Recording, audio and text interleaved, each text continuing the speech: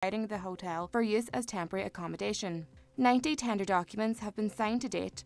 However, the state are still seeking additional solutions such as housing families on islands. As of last week, 28,000 refugees have been placed in service accommodation since they started arriving in Ireland in early March. Approximately 25,000 hotel rooms are in use across the country. There have been calls for Loch Mourne to be lowered by one metre, costing around €20 million. Loch Mourne supplies water to the Finn Valley area right down to Lifford, but during the recent spell of good weather, the water level dropped significantly. Councillor Martin Harley says he believes the €20 million project is required to ensure the supply can cope with demand. The works that need to be done in Loch Mourne by lowering the lake by a metre, I think that needs to be done immediately, and we need to get the government to work with Irish Water, and if the government has to give the money to Irish Water to do this work, that needs to be done immediately. The figure that we were told at the time it could cost up to 20 million. If there was no water for a few months, the cost to business would far exceed 20 million, not to mention the disruption and to everybody and to householders. So this will be 20 million well invested. To weather now, showers early today, heavy or thundery in parts, will clear and there will be sunny spells in the afternoon with scattered lighter showers. Highest temperatures of 17 to 19 degrees. That's all for now. We'll be back with news again at 10 o'clock, but until then, good morning.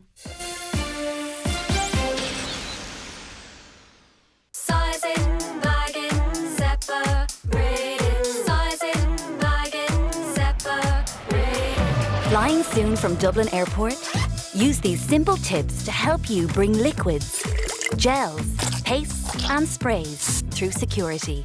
For more, visit dublinairport.com/prepare.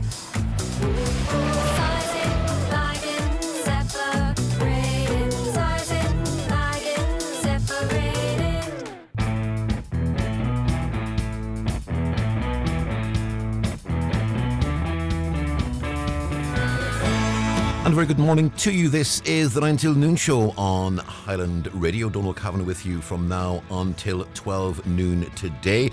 A packed show as we try to get ourselves back into gear after what was a very enjoyable long weekend. The August weekend wasn't the sunniest August weekend on record, but it was certainly, for many people in Donegal, an action-packed one, a great busking festival in Letterkenny. We had Mary from Dunlow, of course, and we had many festivals in many towns right across the county, and a lot of people out and about over the weekend, and it's always great to see.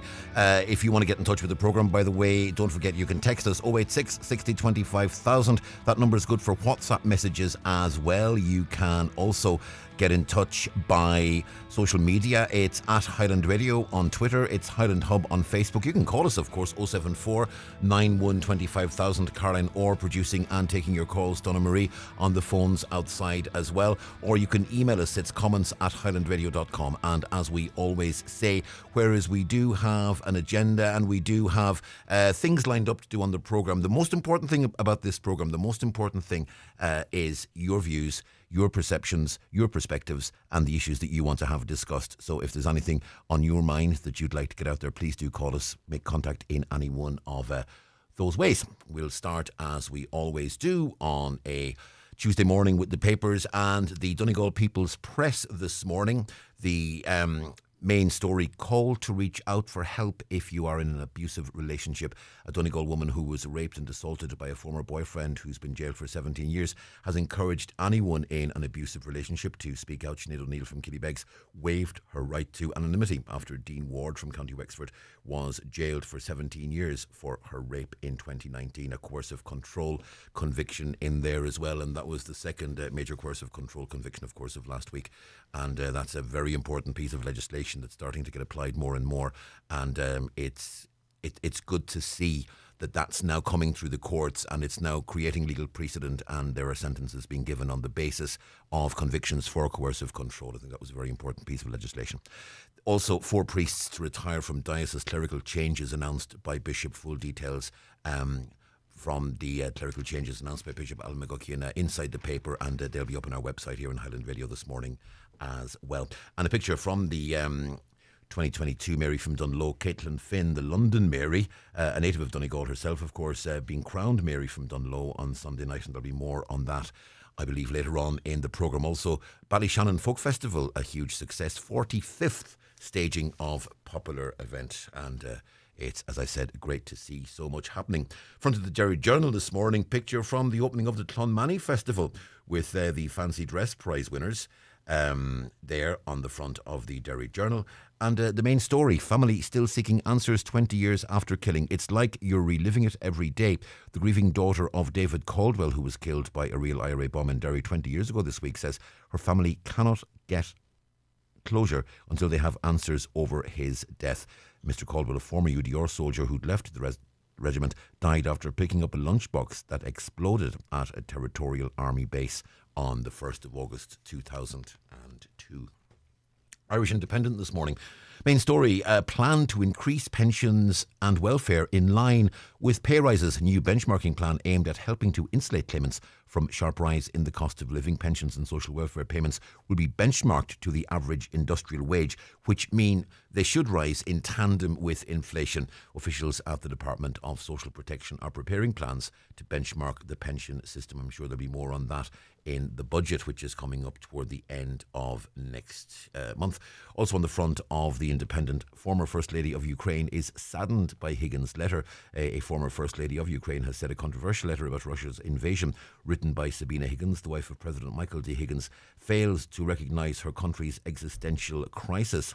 Ms. Higgins, Sabina Higgins, had written a letter basically calling for peace talks and calling on both sides to come together to negotiate a settlement, but a lot of concern about that letter on the basis that the perception is that what the letter seems to be doing is to actually equate Russia and Ukraine and treat Russia and Ukraine as two equal participants in a conflict, both of whom have a shared responsibility to end that conflict when the argument goes. The actual truth of it is that Russia is an aggressor which has invaded Ukraine illegally, and Ukraine is the victim, Russia is the aggressor, and to write a piece like that which seems to equate the two is where the real problem lies here.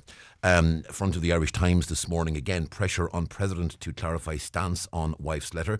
Government politicians accuse Higgins of answering nothing in his statement. A spokesperson says the President is unequivocal in his condemnation of the invasion of Ukraine, and that is one of those stories that is not going to go away. Also on the front of the Irish Times this morning, a story you'll have heard Emma reference in bulletins earlier this morning. Emergency group planning for disruptions, plan focusing on how to supply fuel to critical sectors in worst case scenario. Now, we've heard this discussed before over the past couple of weeks, that if there is to be a shortage of fuel, that or medicines or anything else as a result of the ongoing conflict in Ukraine and other international forces, both economic and geopolitical, that there will be rationing and there'll be plans to ensure that the important people do get access to supplies. Now, I am not sure if there is a if that's going to come anytime soon. And we have to remember that, yes, there are always going to be groups and plans for the worst case scenario, and by and large they rarely, if ever, come to fruition, and hopefully that will remain the case in this instance.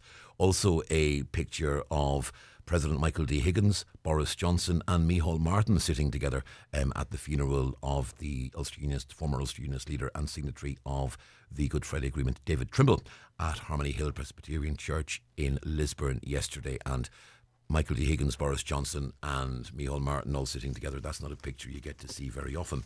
Another story that may be of interest to people in Donegal, up to 80,000 homes left off broadband rollout maps. Tim O'Brien writes that as many as 80,000 homes could have been left off maps used by National Broadband Ireland to connect people to the new 2.9 billion rollout of fibre broadband in Donegal, one of the counties, obviously, that is very much dependent on getting broadband out to rural and isolated areas through this scheme. So that's an interesting one that I'm sure we'll be looking at.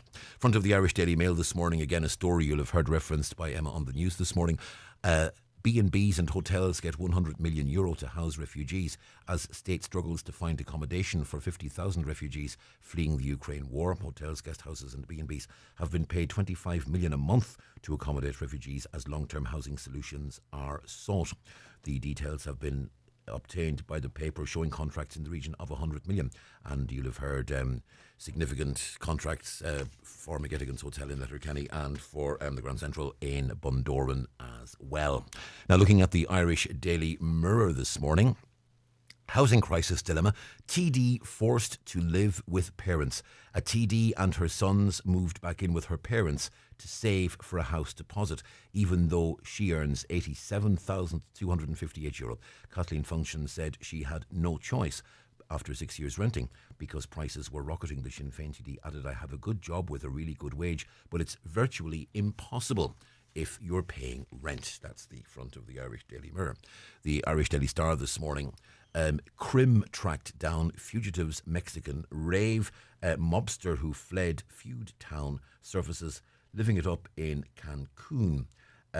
Someone called Keen, cronies on the run since Keen killing there too. Cancun in Mexico, where a wanted Drogheda Crim has boasted of sunbathing and boozing, and there's more on the inside of the paper. They don't actually name the person they're talking about on the front, but there's lots more inside, obviously. And Brawley to wed Biden's Irish cousin Larita. Joe Brawley is set to tie the knot next week with US President Joe Biden's Irish cousin Larita Blewett. The former RTE pundit 53 will wed the 39-year-old podcast host at a hotel in Mayo. They've been dating, we're told, for years.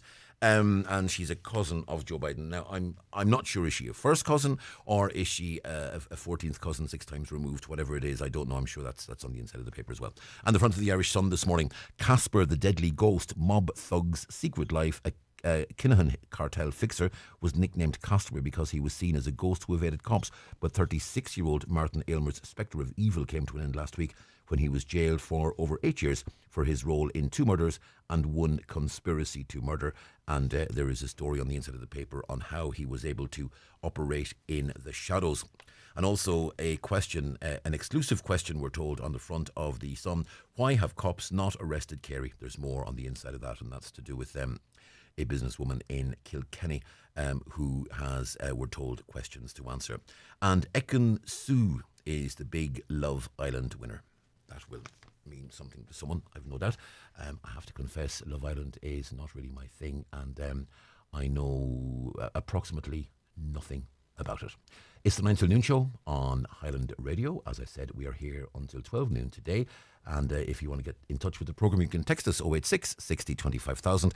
That number good for WhatsApp messages as well. You can call us on 074 91 25,000. You can use email, social media, and any other method of communication you wish. We're going to take a short break. Back after these. The newspapers are courtesy of Kelly Centra, Mountaintop, Letterkenny. In 2018, Toyota cut through the confusion, completely ceasing production of diesel passenger cars, lowering harmful emissions and providing certainty for Irish drivers everywhere. And Kelly's Toyota are proud to be part of that hybrid electric journey. Visit Kelly's Toyota, Letterkenny or Mount Charles today to see what makes Toyota Ireland's best-selling car brand in 2021 and 2022. You'll never take a wrong turn with Toyota. Built for a better world. Best-selling claim based on most recent monthly figures. Hi, John. How are you doing? Haven't seen you in a while. Have you been all right? I haven't been feeling great, to be honest. I've just been so busy I haven't had time to get it checked out. I drop into the pharmacy anytime I'm feeling a little under the weather. They know their stuff. They give great advice. And they have a consultation room if you need a private chat. Thanks, Mary. I never thought of that. Your local community pharmacy. Always here for you. Brought to you by the Irish Pharmacy Union. If you're thinking of changing your washing machine, consider the brilliant 8kg 1400 spin washer from Blomberg. Raymond Sweeney here at Ben Sweeney Euronics. If you often need laundry washed in a hurry, this brilliant washing machine will get your daily clothes clean and fresh in under 30 minutes, saving money on your energy bills and giving you back valuable time. It also comes with a 7-year parts and labour warranty for peace of mind. Call in to us and see for yourself at Ben Sweeney Euronics, Port Road, Letterkenny, or in the shopping centre, Dunlow. Text 086 60 25,000. And you're welcome back to the 9 till noon show on Highland Radio. As we said earlier, there was a lot of comment, and there continues to be a lot of comment about the letter that appeared in the Irish Times last week, written by Sabina Higgins, the wife of President Michael D. Higgins, calling for a negotiated peace in Ukraine. A lot of people basically saying that the letter seems to equate Ukraine and Russia and convey equal responsibility on both, and that has been seen as being wrong. I've joined on the line by Raymond, who wrote into us again, and Raymond takes a slightly differing view to what appears to be a broad consensus. Raymond, good morning. Good morning, sir. How's the forum? I'm very well indeed. Raymond, do you believe that far from doing something wrong, Sabina Higgins has taken a courageous stand? I think she's taken a very courageous, principled stand. I'm watching this terrible war from afar here in Ireland, obviously, and it's just. Do you know there's probably somewhere in the neighborhood, leaving everybody's political views to the side, there's probably 40 to 50,000 young Russian soldiers, primarily conscripts, 18, 19-year-olds that have been killed in here. Yeah. And every time a Russian general has been killed, and there's 15 generals roughly have been killed.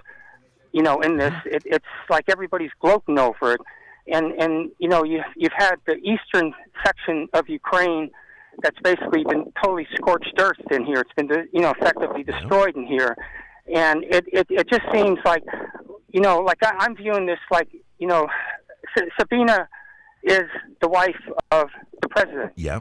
She has, I would think, a little bit of credibility. Yeah, but the sad thing here, the really sad thing here from what you're saying, and I absolutely take your point, that yes, it's young Russian conscripts who are being killed, absolutely, and they are being pushed in there, but they're being pushed in there through the ambition of Putin, the ambition of Putin's generals. It is not those young Russian soldiers that are doing the invading, it's Putin and the generals and the ministers and the politicians and members of the Politburo who are ordering that invasion. But the basic point that's being made is, do you take the point that what Sabina Higgins appears to be doing is equating Russia and Ukraine and saying each has an equal responsibility for what's happening? That's a difficult question to answer. What appears to be coming out of Dublin and out of Brussels, in my view, is this sort of group think. There's only one story to what's going on in here.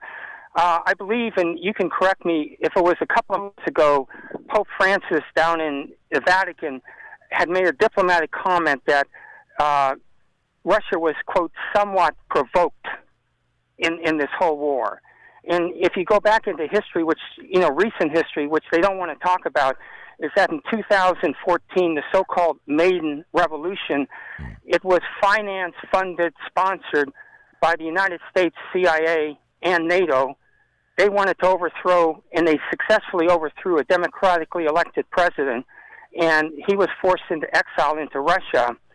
And during that so-called revolution, one of the things I heard, and this came from Putin, I can't verify it, was that in Odessa on the Red Sea, a major port city, that effectively Ukrainian, if you will, terrorists torched the building in which a group of pro-Russian activists were in there, and they burned them alive, and that has Raymond, I am very uncomfortable with discussing rumours and claims that we don't have any knowledge of and that we can't, because I would much rather discuss things that we can stand over, and I take the point you're making, but I'm very uncomfortable speaking about rumours that we heard that may have come from Putin, but we're not sure and we can't verify them. I want to go to line 2. On line 2 is Senator Eileen Elon, who is an active anti-war campaigner and has been for many years. Eileen, good morning.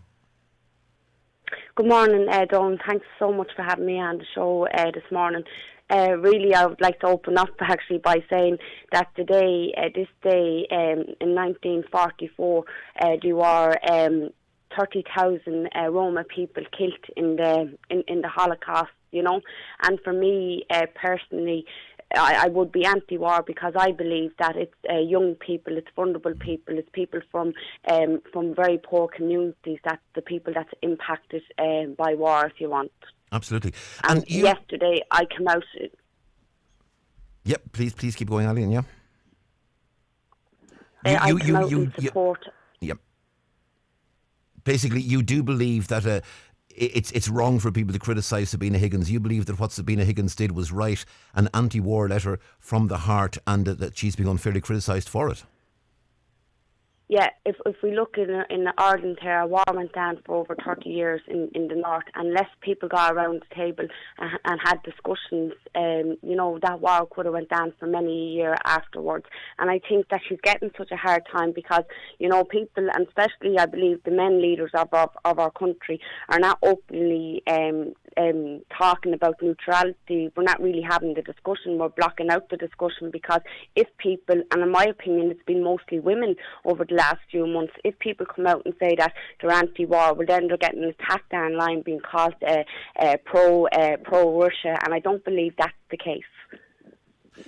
Do you accept the prevailing view coming from people that in this instance Russia has been the aggressor, and that the first point of discussion here should be that Russia should withdraw its forces, Russia should seek what is an aggressive act, and then we can maybe start talking about sitting down and discussing peace and so on? Me personally, I'm pro people, and I believe that we should be having a conversation. At this point, this war has been going on 6 months. The young people in Ukraine is dying. Young Russian soldiers are also dying as well. And I don't think, have you ever heard the saying, you don't fight fire with fire? Yeah. And I think that's exactly what we're doing in this case. And again, Mrs. Higgins came out, now and I think the amount of sexist comments toast her as if she didn't have a mind of her own, and I understand it went down to the website, and that's what people are annoyed about. But what's really killing me is politicians calling for to apologise and just labelling her as the president's wife as if she don't have a mind of her own. And I wouldn't, if I were in her situation, I wouldn't apologise for calling for peace. The discussion shouldn't be about what side you on or not on. For me personally, I'm not on either side. I'm pro people, and I think that is not doing anybody any favours at the moment. And again, both sides, there's young men that's dying in underneath the laws of older men in suits, if you want to make, and the decision makers. I think in fairness, no one would ever suggest that Sabina Higgins is anything other than a very intelligent and articulate woman who for her whole life has been quite articulate and quite vocal. I think, and you did put your finger on it, I think for many people the issue isn't that Sabina Higgins expressed her opinion. Sabina Higgins is absolutely 100% entitled to have her own opinion. I think the problem is, and you did sort of reference it here, the problem is it was published on the official Áras an Uachtaráin website. And I think people are saying if that's published on the official Áras an Uachtaráin website, it then moves from being the personal opinion of Sabina Higgins to being the perceived position of the presidency because it's on the president's website. And I think that's maybe why people are sort of equating what she is saying and asking, well, is this what the president thinks as well? Because it's gone on the website. I want to go back to you, Raymond. You'll have heard what Eileen is saying there, and it seems that both of you very much are in agreement with regards to who the real victims are here. No, I'm totally in agreement with Senator Eileen, and it's like this little lady is being condemned effectively by a lot of men in here. And, there's bigger issues here. There's neutrality, which the senator has mentioned in here, and that's being swept under the rug. It's being swept under the rug by the Taoiseach. And, I'm at a total loss. It's can anyone else have... It just seems like it's censorship. Maybe that shouldn't have gone up on the website, but it did go up on the website, and now it seems like there's only one point of view, and it's sort of nobody else can even, because then you're a traitor or something, or you're evil. I think the problem is, though, because it's gone up on the official website of Uachtaráin the Hare and the President of Ireland, because it's on the website, that gives it, in many people's minds, it gives it a legitimacy and it gives it a status, and it gives it effectively... It leaves it open to being perceived as being the position of the president. And I think there's a difference between the position of the president on one side, which is bound up in the state and is bound up in protocol, or the personal opinion of Sabina Higgins, who happens to be the president's wife but has a mind of her own and has an absolute right to have her own opinion. I understood correctly. Sorry, Eileen, you wanted to come in there? I actually think there's a bit of an underlying issue here as well. I think that's been waiting to just like any kind of an excuse to attack the president. I think the president and his wife, as been said, are brilliant leaders of our country.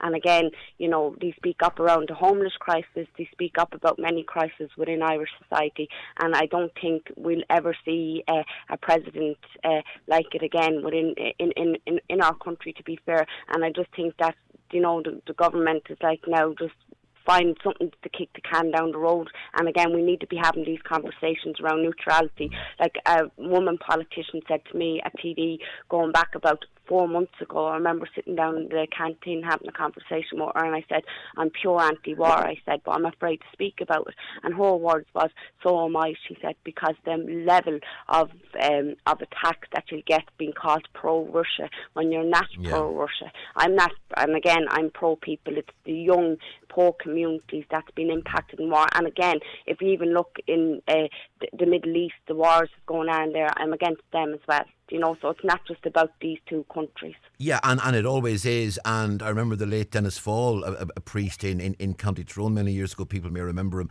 and he used to always make the point about the conflict in Northern Ireland, that both on the Republican and Loyalist sides, it was young men that were going out and dying, and the godfathers and the generals were the ones that were sitting in back rooms and they were issuing the orders. And it's always the same in war, and sadly in war, as you said, it is the young people who are on the front line. It's the young men and women of Russia, the young men and women of Ukraine are the ones who are by and large dying.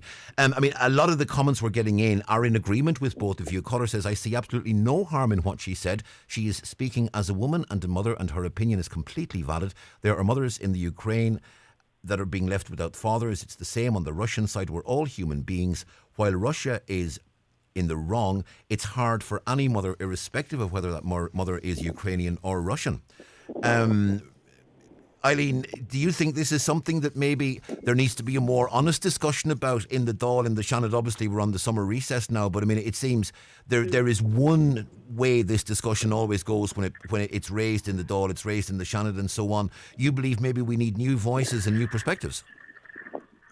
Yeah, and I also believe 100% that we need a referendum as soon as possible and neutrality, because, you know, a lot of people and even a lot of your listeners may actually think it's in our constitution that we're a neutral country, but genuinely we're not, you know. And if the government decided next week to join NATO, well then we have, which I don't think they would, don't mean to frighten people, but stranger things has happened, you know. And again, I genuinely believe that we should know where we stand as a country, because we've always been a little country that's well able and capable of sitting around tables to be able to facilitate negotiations that's going on at a bigger level around wars, and we're known as a peaceful country. But now I think it's more politics, you know, and that again, if you speak out, you're seen to be pro Russia, and obviously anybody in their right mind don't agree with what Russia has done to Ukraine, you know. But now it's been just going on too long, and I just think it needs to end. And most importantly, we as a country, we need to have open discussions and not to be afraid of those having those discussions. I want to go back to you, Raymond. A comment has come in, and I'm going to put this to you in a moment as well, but the comment says, these two people have no idea what it's like to live under a dictatorship like Russia, who is the aggressor, and Putin's record in Ukraine. You are pro-war if you don't support neutrality. You show no understanding, they say, of freedom and justice. See, that's Donal, my point. I'll come back to you, Eileen, in a moment, if I may. I just want to bring Raymond in on this. Raymond? Yeah, Donal, obviously everybody's entitled to their own opinions. You know, they're not necessarily entitled to their own facts in here. Back in February, the Irish government, who was supposed to be a neutral party, had the opportunity to step up and try to make peace before this war started. They chose not to do it. And that was the time to have stopped this before it got started in here. How could they have done that? How could they have done that? They could have contacted the Ukrainians. They could have contacted the Russians in here and called for, you know, a meeting somewhere, you know, at a neutral location in here. But there wasn't even an attempt to stop this war. And it's you know, it's very frustrating, you know, when you see people, you know, talking out of both sides of the mountain here, and It's like, as the senator said, a lot of this is, unfortunately, is political. There's the powers that be in Dublin. They're still reeling from the sting of President Higgins' comment that the housing was a disaster in Ireland, and they'd like to move past that, and then this thing in Ukraine could go on for another year, 2, 3 years. Like, nobody knows in here, and it's just it's. I mean, how many? Hundreds of thousands of people do you want dead in here? And everybody's totally right in how they view, but nobody wants to have an open mind that, well, maybe we're not, our opinion is not 100% correct in here. Do you believe that as Eileen appears to be suggesting, if I read Eileen right, do you believe then that effectively the government are going to use this and push this as a smokescreen to try and gloss over the homelessness comments of before, and in a way try to engineer a controversy out of this in order, if I can be blunt, to put the president back in his box? Well, I mean, they're exactly doing that. I mean, Donal, you're a newsman. I'm not a newsman. I thought the latest homeless figures, the official numbers, which are not, don't include rush sleepers, or if you're sleeping on a relative's couch, is somewhere about 10,500 homeless people. And that's the second highest number on record in here. And it's like, these news cycles last for 48 or 72 hours, then they want to move on to something else, and then everything is outdated at that stage in here. And like, it's just very difficult listening that there's effectively no leadership, there's no inspiration being put forward. Like, Ireland's supposed to be better than all these other countries in Europe. They're neutral, they're not part of NATO, but they're acting like NATO.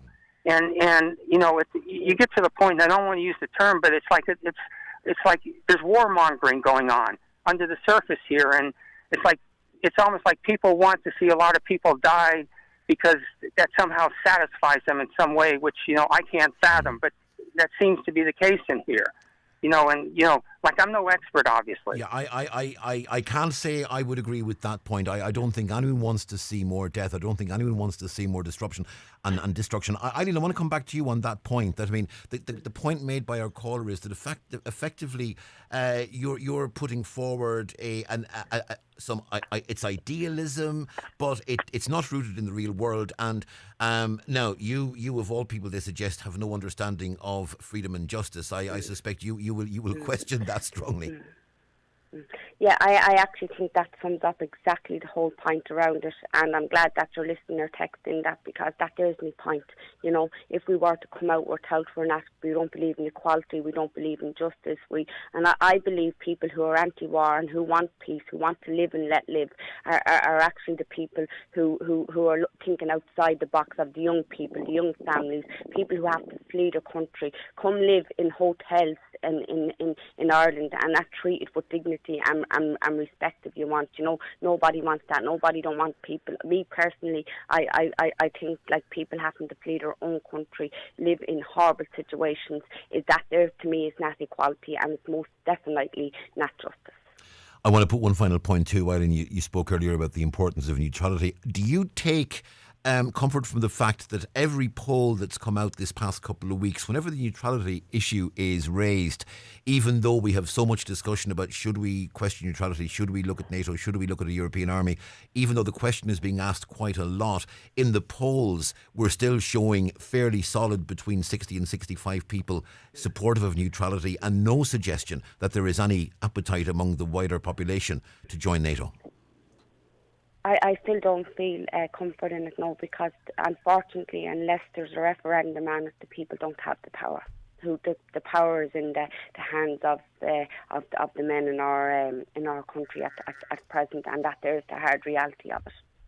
I want to put both of you, I'm going to say thank you very much, and a very good morning to both of you, Senator Eileen Flynn, and to Raymond. Both of you, thanks for your perspectives and for your comments. And I have to say the majority of people calling into us actually are in agreement. Caller says the main focus regarding Sabina Higgins' letter should be the content, which we should fully support in an attempt to get a peaceful resolution. Stop the political grandstanding on a technical matter on where the letter was published. It's totally distracting from what is essentially a desire for peace. Now, a caller says, Eileen says nobody in their right mind could see Putin's point, but in the same breath says we need a discussion. Is there not a hypocrisy there? If Putin, no. if Putin is wrong, then why are we discussing?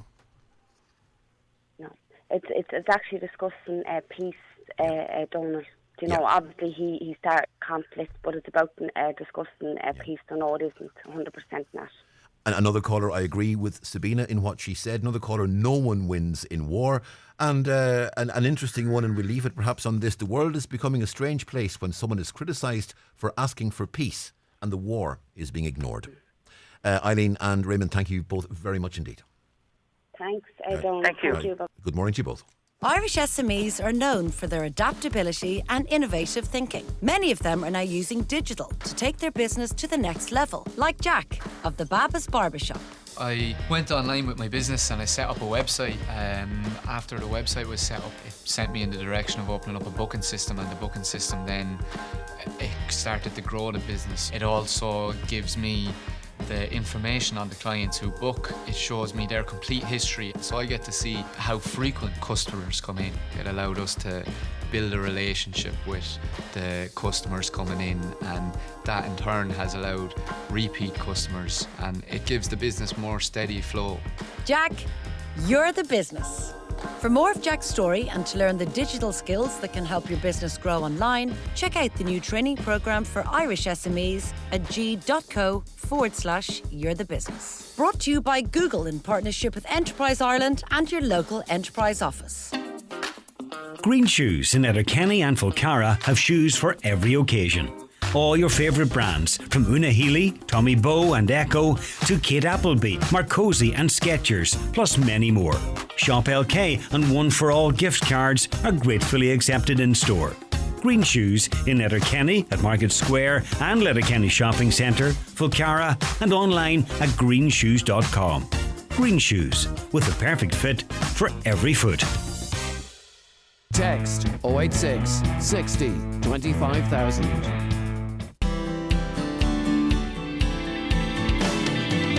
Highland Radio, your voice, your station. This is the 9 till noon show on Highland Radio. Caller says, we're full to the throat now. We're only able to offer a floor in a day centre. Well, will we admit we can't handle any more people? These people need a place to stay, and we cannot offer that at the moment, so says a caller. That, I suspect, is prompted as much by the discussion about the hotel contracts for the housing of refugees.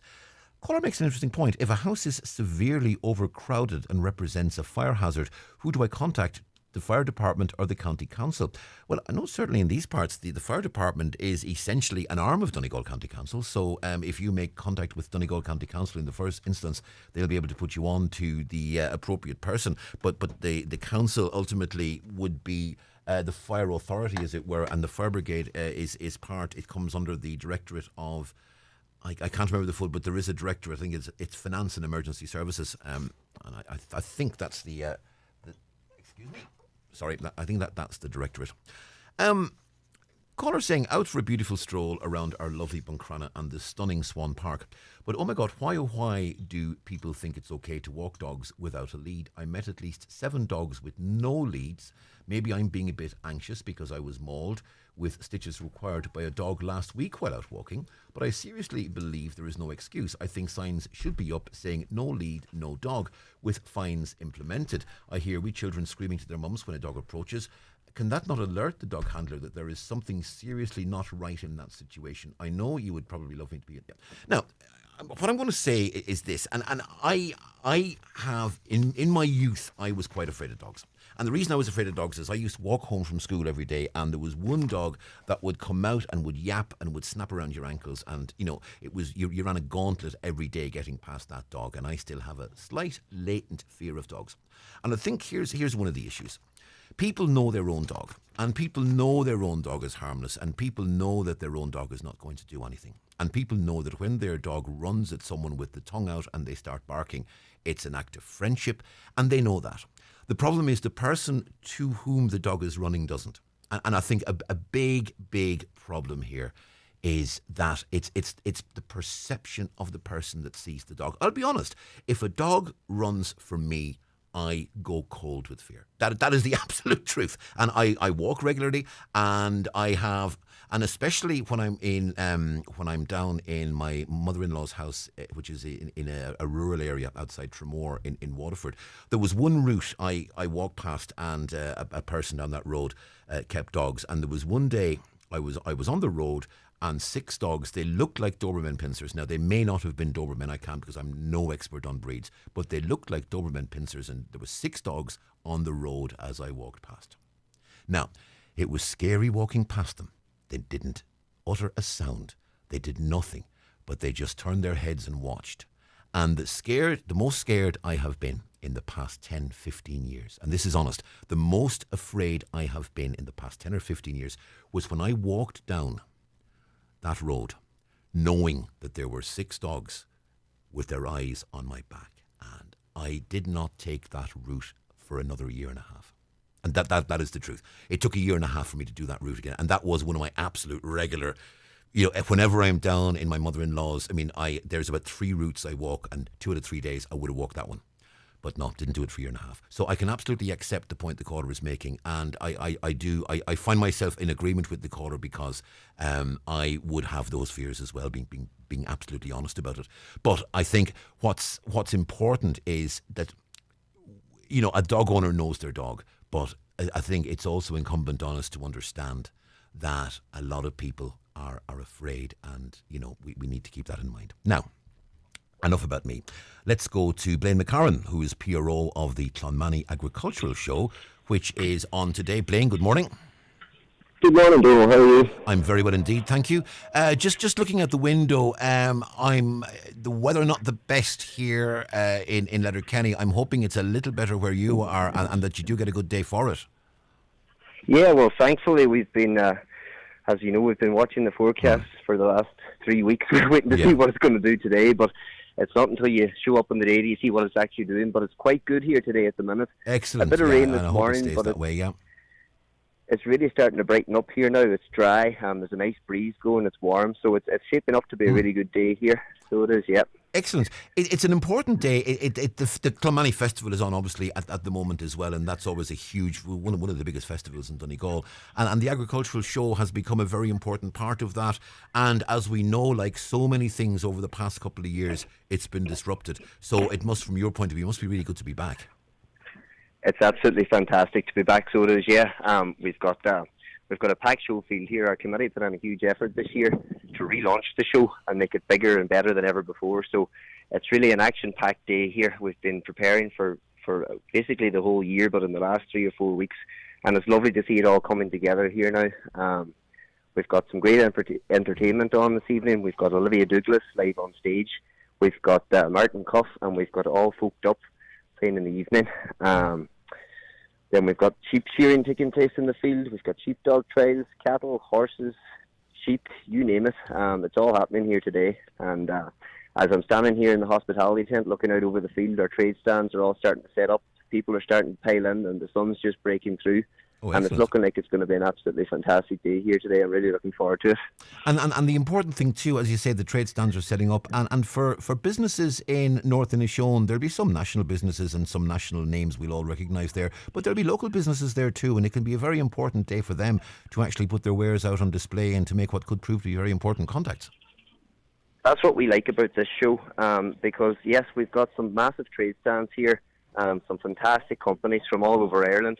But we've also got local trade stands in our arts and crafts. And to take a walk around the arts and crafts trade stand and just see the talent that you have locally there with local homegrown produce, baking, all sorts like that. I mean, the talent out there, Donal, is absolutely unbelievable. So, and it's great to give the local people an opportunity to show at a show field like this, to just to be able to show what they can produce, you know. It's on the Pollen Green in Ballyliffin, and it's on all day today, Blaine, and as we said, it's an important one from the point of view of Clonmany, but I mean it goes way beyond Clonmany. It's important for the whole of North Inishowen because it's become one of the focal points for people, and we know too that, you know, for people in the farming community and others, they do like to get together and have conversations and meet up, and there's as well as a business element, there's a huge social element to this as well. Absolutely. I mean, one of the core foundings of an agricultural show is the social aspect. You've got like-minded people all coming together on the day, meeting up with your neighbours, having a chat, seeing what other people are doing. And I suppose with the COVID restrictions, that was all lost there for 2 years. So it's great to see it all coming back stronger than ever. And we've got loads of facilities here on the day for that to take place. You know, we've got our beer tent, our hospitality tents, we've got our marquees. So yeah, it's a great day for socialising, for meeting up and just getting back to normal.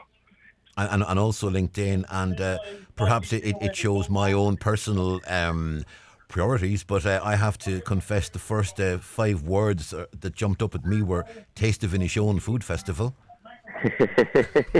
That's right, yeah. We've got our celebrity chefs there, Nevin Maguire.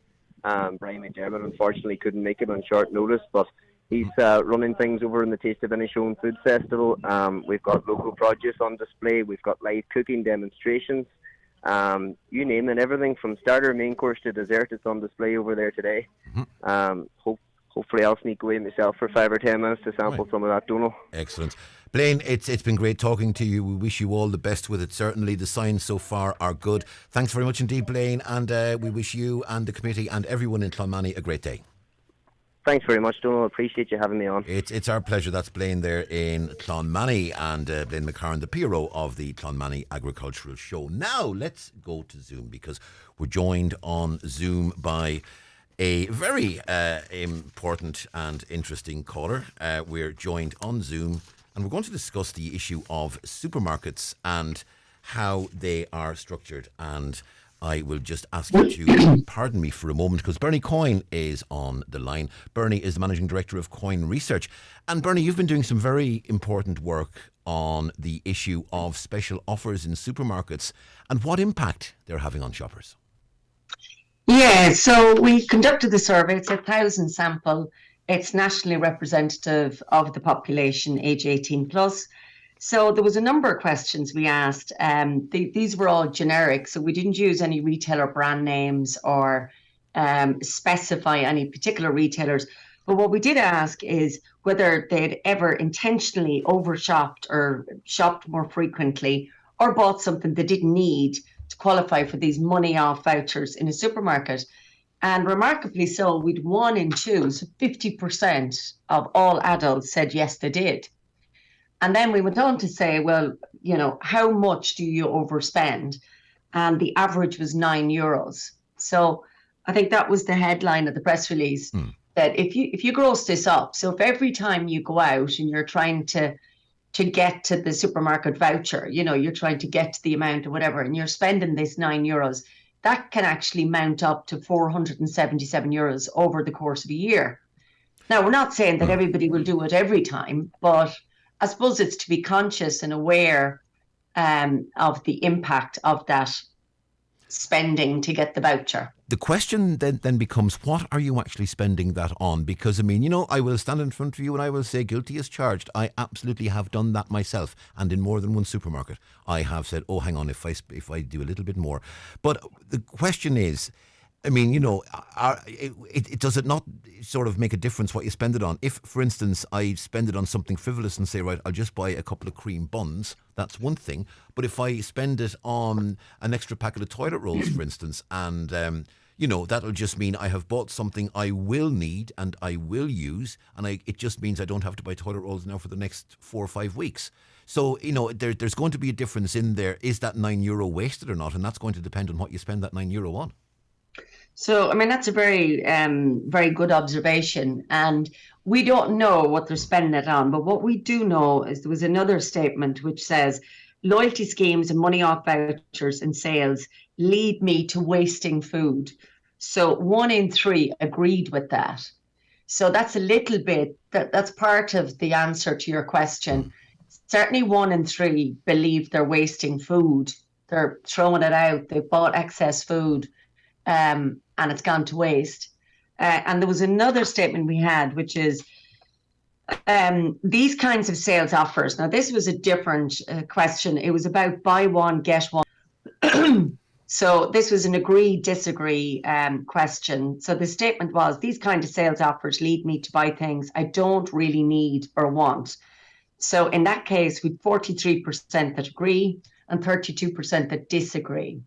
So you've still got 4 in 10 of the population that are saying the buy one, get one free or 3 for 2 is leading me to buy something I don't need or I don't want. Yeah, it's an interesting one because, I mean, I would do exactly the same. For instance, I mean, you know, if you get a buy one, get one free, say, on bread. Yeah.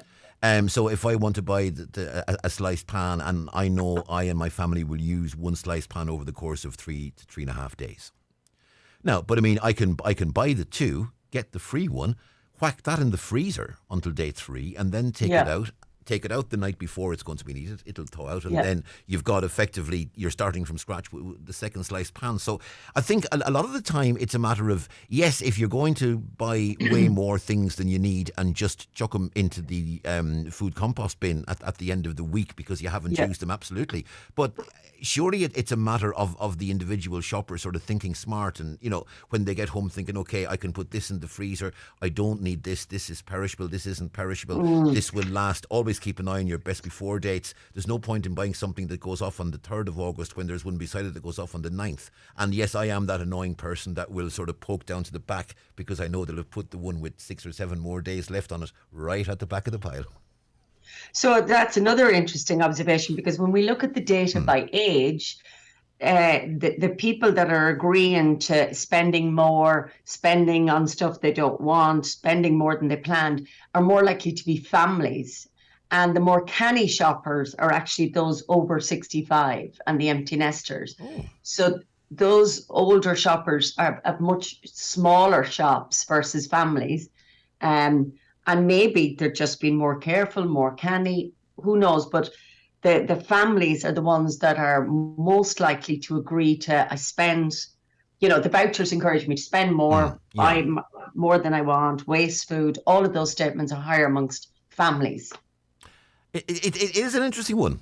And the other thing, it's interesting because in tandem with this, I just noticed in one of our papers in The Independent today, there's a suggestion that supermarkets should scrap best before dates in a bid to cut waste. And I think a lot of people sort of look at best before dates and, you know, they sort of equate best before and use by. Now, to me, use by means, be careful after a day or two. To me, best before means you're grand for a week. And a lot of people will take phrases like best before and use by. And, you know, as I said, you know, I find it's really important, you know, just to keep an eye on the best befores, keep an eye on the use bys, and even more importantly, know the difference between the two. Yeah, and I suppose this data is even more relevant given all the economic stuff that's going on, inflation, and people are, you know, need to be more careful about what they're spending on their grocery shopping. So I suppose it's a little reminder that maybe unconsciously we're being impacted by these vouchers, money off vouchers, and these, you know, 2 for 1s, but just to be more conscious of what we're spending. Yeah, I mean, and I know there's more than one at the moment have the kind of, you know, if you spend X amount, you'll get a voucher off for your next shop, which is a very canny way from the store's point of view. It's a very interesting way for them to ensure that you come back there next week and come back the week after and come back the week after and come back the week after, to the point that you'll go to in some and they'll say, do you have any vouchers? And you go, no. And you're thinking, oh my God, I should have vouchers. Oh, yeah. And it's interesting. And they do get into your head. But I always think too, with any offers from any supermarket or any business, you know, they're in there for the profit, they're in there to make money, and much as they will tell you that they're in there for the benefit of their customers and for your better health and for your well-being, and much as they care about us, and I'm sure they do, they're in there first and foremost to make profit, and they're doing this because it suits them, not because it suits me. Yeah, absolutely. I mean, everybody can empathise with that voucher guilt. If you don't have the voucher at the tail and you feel guilty because you think it's at the bottom of a bag somewhere or you left it somewhere. Well, I'm guilty of that too. It's on the windowsill at home, yeah. And I suppose just to point out, although the average was €9 of an overspend, there was 3 in 10 that spent over €10. So they overspent a lot more. The 9 is like the average across everybody. Yeah, of course. You know. But they were the main things now, the main differences. We've got another statement. I mean, it's the same pattern, same picture. Loyalty schemes, money off vouchers and sales offers encourage me to buy more groceries than I really need. And 44% agree with that. Again, higher amongst families, anybody under the age of 60. So buying more groceries than they really need. And then that is linked to 1 in 3 saying that it leads to me wasting food. Yeah, and that is the real acid test. I mean, the real acid test is what is going into your compost bin or what's going into your recycling bin at the end of the week. I mean, you know, and again, it comes back down to being smart. And I mean, you know, I would always say, look, if I need to spend 8 or 9 quid to get up to the voucher, what I will buy is I will buy dishwasher tablets or buy, you know, capsules for the washing machine, or buy something that you don't need to buy every week, that you can store and it will stay out in the utility room and that you will eventually need. And then, you know, that's something you can knock off your bill. And the biggest problem is, I suppose, you turn around to where's the nearest, and you say, okay, there's the biscuits. Okay, I'll buy 3 packets of biscuits. That'll see me through. And I think that's maybe where the problem is.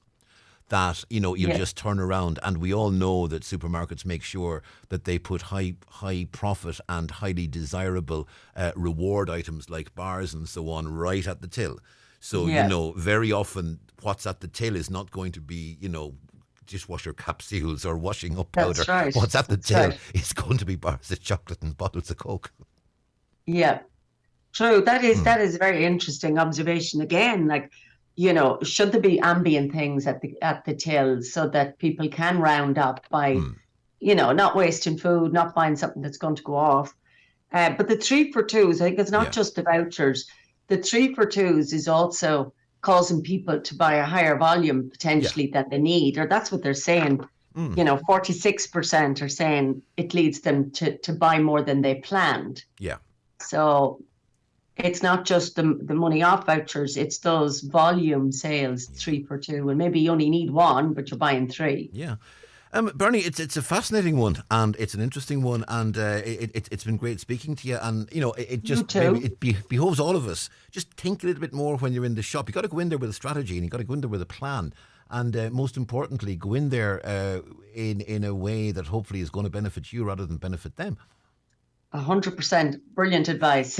Bernie Coyne, it's been a pleasure. The Managing Director of Coyne Research. Thanks very much indeed. Thank you, Donal. Thank you. That's Bernie there. And Bernie joined us on Zoom, of course. And don't forget, we are broadcasting the programme on Facebook and also on our YouTube channel as well. And all the Zoom conversations, obviously, you can see if you watch back, or if you have access to them live now, you can actually see those conversations as they unfold. That was Bernie. We're going to take a short break. The news with Emma after these. Nutrius Weanling Crunch offer, directly supported by the Arrivo Fodder Support Fund, is now available at your local Homeland store. Buy 10 bags of Nutrius Weanling Crunch ATP, get 1 free. The Nutrius Beef ATP pack enhances animal performance through maximising rumen efficiency. T's and C's apply. Contact your local Homeland or farm commercial specialist today. Visit nutrius.ie for full product details.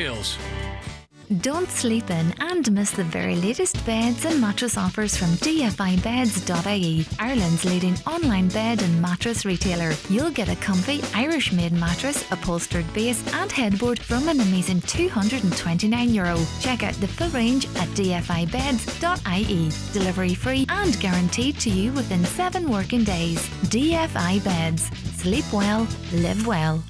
Highland Motors, main Renault, Dacia, Citroën and Honda dealer in the Northwest, have vacancies for a fully qualified mechanic, a 3rd or 4th year apprentice mechanic and a full-time service advisor. Experience is required for all roles. Send a CV to parts@highlandmotors.ie or by post to Highland Motors, Mountaintop, Letterkenny. Live, on air, online and on the Highland Radio app. This is Highland Radio News. Good morning, it's 10 o'clock. I'm Emma Ryan. 4 parish priests are set to retire as the Bishop of Raphoe has announced a number of clerical changes for the dioceses of Raphoe. The changes are to take effect from August 20th and 21st. Very Reverend Dean Austin Laverty, parish priest of Ardra, Very Reverend Sean O'Gallagher, parish priest of Gortahork, Very Reverend Pat McHugh, parish priest of Garton and Turman, and Very Reverend Padraig O'Boyle, parish priest of Gweedore, are all set to retire as parish priests. Bishop Alan McGuckian thanked the priests for all their generosity and says he prays that retirement affords them a well-earned rest from their burdens of leadership. 2 hotels in Donegal are among the 10 hotels in the country earning millions by housing Ukrainian refugees. In total, the government has agreed contracts worth €99 million for private accommodation and services for Ukrainian refugees, with 2 hotels in Donegal earning a combined €6.1 million. With more, here's Donna Marie Doherty.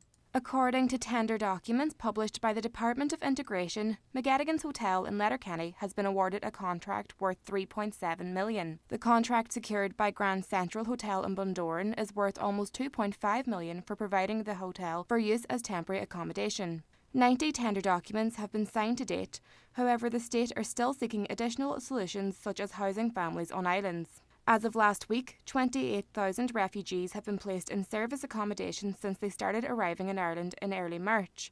Approximately 25,000 hotel rooms are in use across the country.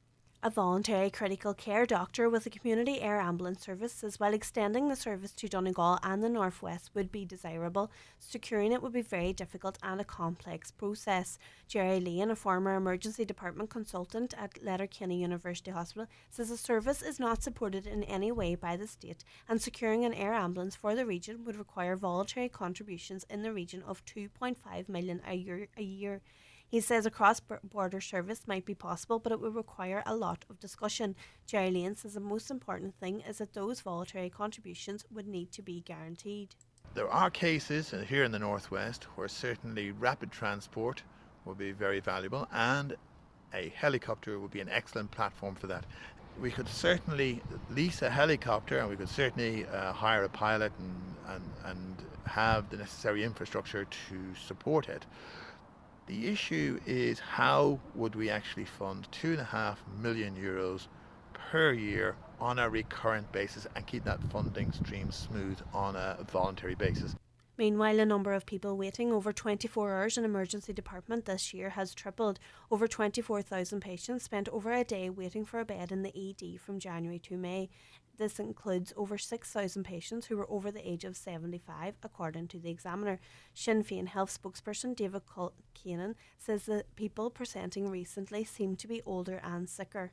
When there is any pressure on hospitals, the emergency departments bear the brunt of that pressure, and the increase in presentations, as well as hospitals not having the capacity that they need, is resulting in very high wait times. In many of the hospitals as well, people who are presenting are sicker and older and more frail and need more treatment. And it's possibly been one of the busiest years on record for EDs across the state, and it's going to get worse. And finally, cash-strapped parents are being urged not to turn to money lenders to cover back-to-school costs. Instead, those worried about the cost of uniforms, footwear and school books are being urged to contact the Department of Social Protection. John Lowe of moneydoctors.ie says low-income parents who are working should also speak to credit unions. The people to avoid, I can tell you, are the money lenders. Believe it or not, there are 35 authorised money lenders. That's authorised by the Central Bank of Ireland, and they can charge up to 200%.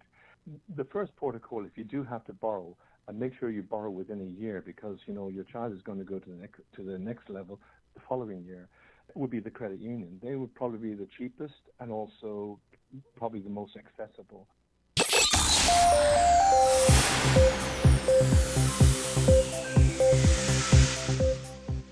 To weather now, showers early today, heavy or thunderly in parts, will clear and there'll be sunny spells in the afternoon with scattered lighter showers. Highest temperatures of 17 to 19 degrees. That's all for now. We'll be back with an update at 11 o'clock, but until then, good morning.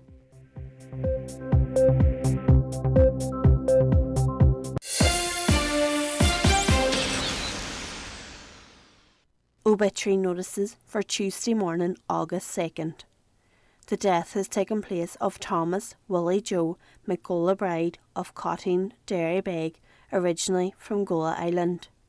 His remains will repose at Rorty's Funeral Home, Derrybeg, today from 2 p.m. to 6:45 p.m. Removal afterwards to St Mary's Church, Derrybeg, to repose overnight. Funeral Mass tomorrow at 11 a.m. with interment afterwards in Mccarran Cemetery. The funeral mass can be viewed live on Kieran Rorty, Funeral Director's Facebook page. The death has occurred of Anthony Tony Boyle, Lower KG. His wake has taken place at his home from 11 a.m. this morning with rosary at 9 p.m. Funeral Mass tomorrow morning at 11 a.m. in St Mary's Church, Kincashla, with interment afterwards in Belcroot Cemetery. House strictly private on the morning of the funeral, please. The death has occurred of Noel Dooley, 9 Millbrook Heights, Navanny, Ballybuffet. Remains reposing at McCool's Chapel of Rest, Ballybuffet, with visiting time this evening from 6 p.m. until 9 p.m. Funeral leaving there tomorrow morning at 9:30 a.m. for a Requiem Mass at 10 a.m. in the Church of Mary Immaculate Stranorlar. Cremation afterwards at Glasnevin Crematorium, Dublin. The Requiem Mass will be streamed live via the parish webcam at www.churchservices.tv/Stranorlar. Donations in lieu of flowers if desired to the Oncology Ward, Letterkenny University Hospital, care of any family member. The death has occurred of Gareth Friel, Lisna Kelly, Buncrana. His remains are reposing at his late residence. Removal from his home at 10:15 a.m. this morning to St Mary's Church, Cockhill, for a Requiem Mass at 11 a.m, followed by interment in the adjoining cemetery. Gareth's Requiem Mass can be viewed on churchservices.tv/Cockhill. Family time please from 11 p.m. to 11 a.m. Family flowers only please, donations in lieu if desired to James Conley Memorial Hospital Patients Comfort Fund, care of any family member, or Murphy Funeral Directors. The death has taken place of Robert Noel Bertie Edwards. Funeral service at Bertie's late home, The Moyle, Newtown Cunningham, tomorrow at 12 noon, followed by burial in Newtown Cunningham Presbyterian Church Burial Ground.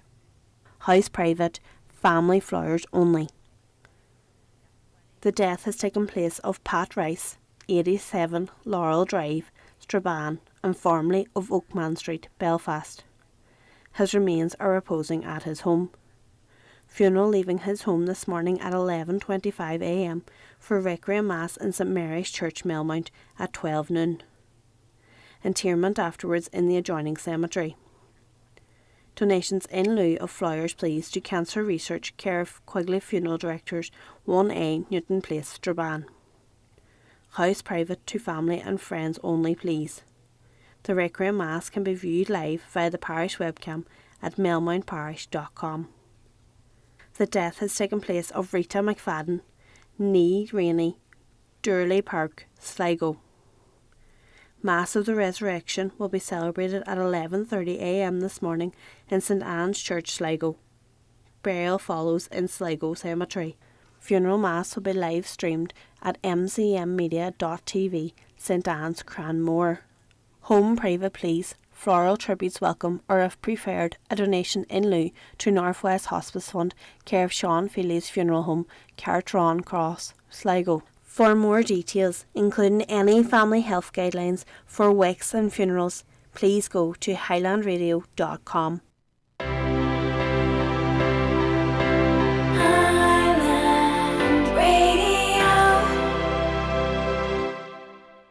Donegal Suffolk Sheep Breeders Premier Expert Show and Sale takes place this Saturday the 6th at Rafo Mart. Show at 10 a.m, sale at 12 noon. All sheep are eligible for export. Online bidding available via martsbid.ie. That's this Saturday at Rafo Mart. Moby Blast, mobile sandblasting covering Donegal, Derry and Tyrone. Marine sandblasting, automotive and machinery. Also stone cleaning, wood sandblasting, graffiti and paint removal. Suitable for most surface restorations. See Moby Blast Ireland on Facebook and Instagram.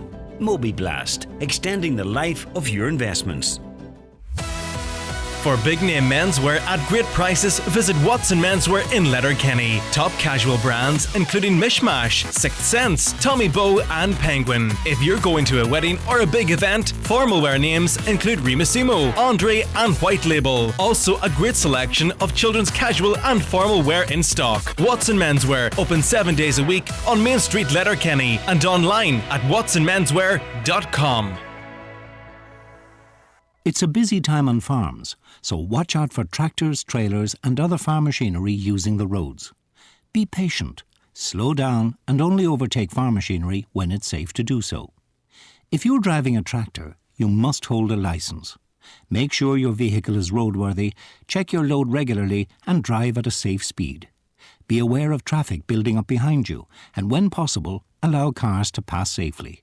From the Road Safety Authority and the Irish Farmers Association. Call now on 074 91 25,000. This is the 9 till noon show on Highland Radio. Caller asks, is Fintown Chapel closing as the priest there is being moved? My expectation would be no, Fintown Chapel certainly will not close. There may have to be alterations in the numbers of masses and confession times and things like that.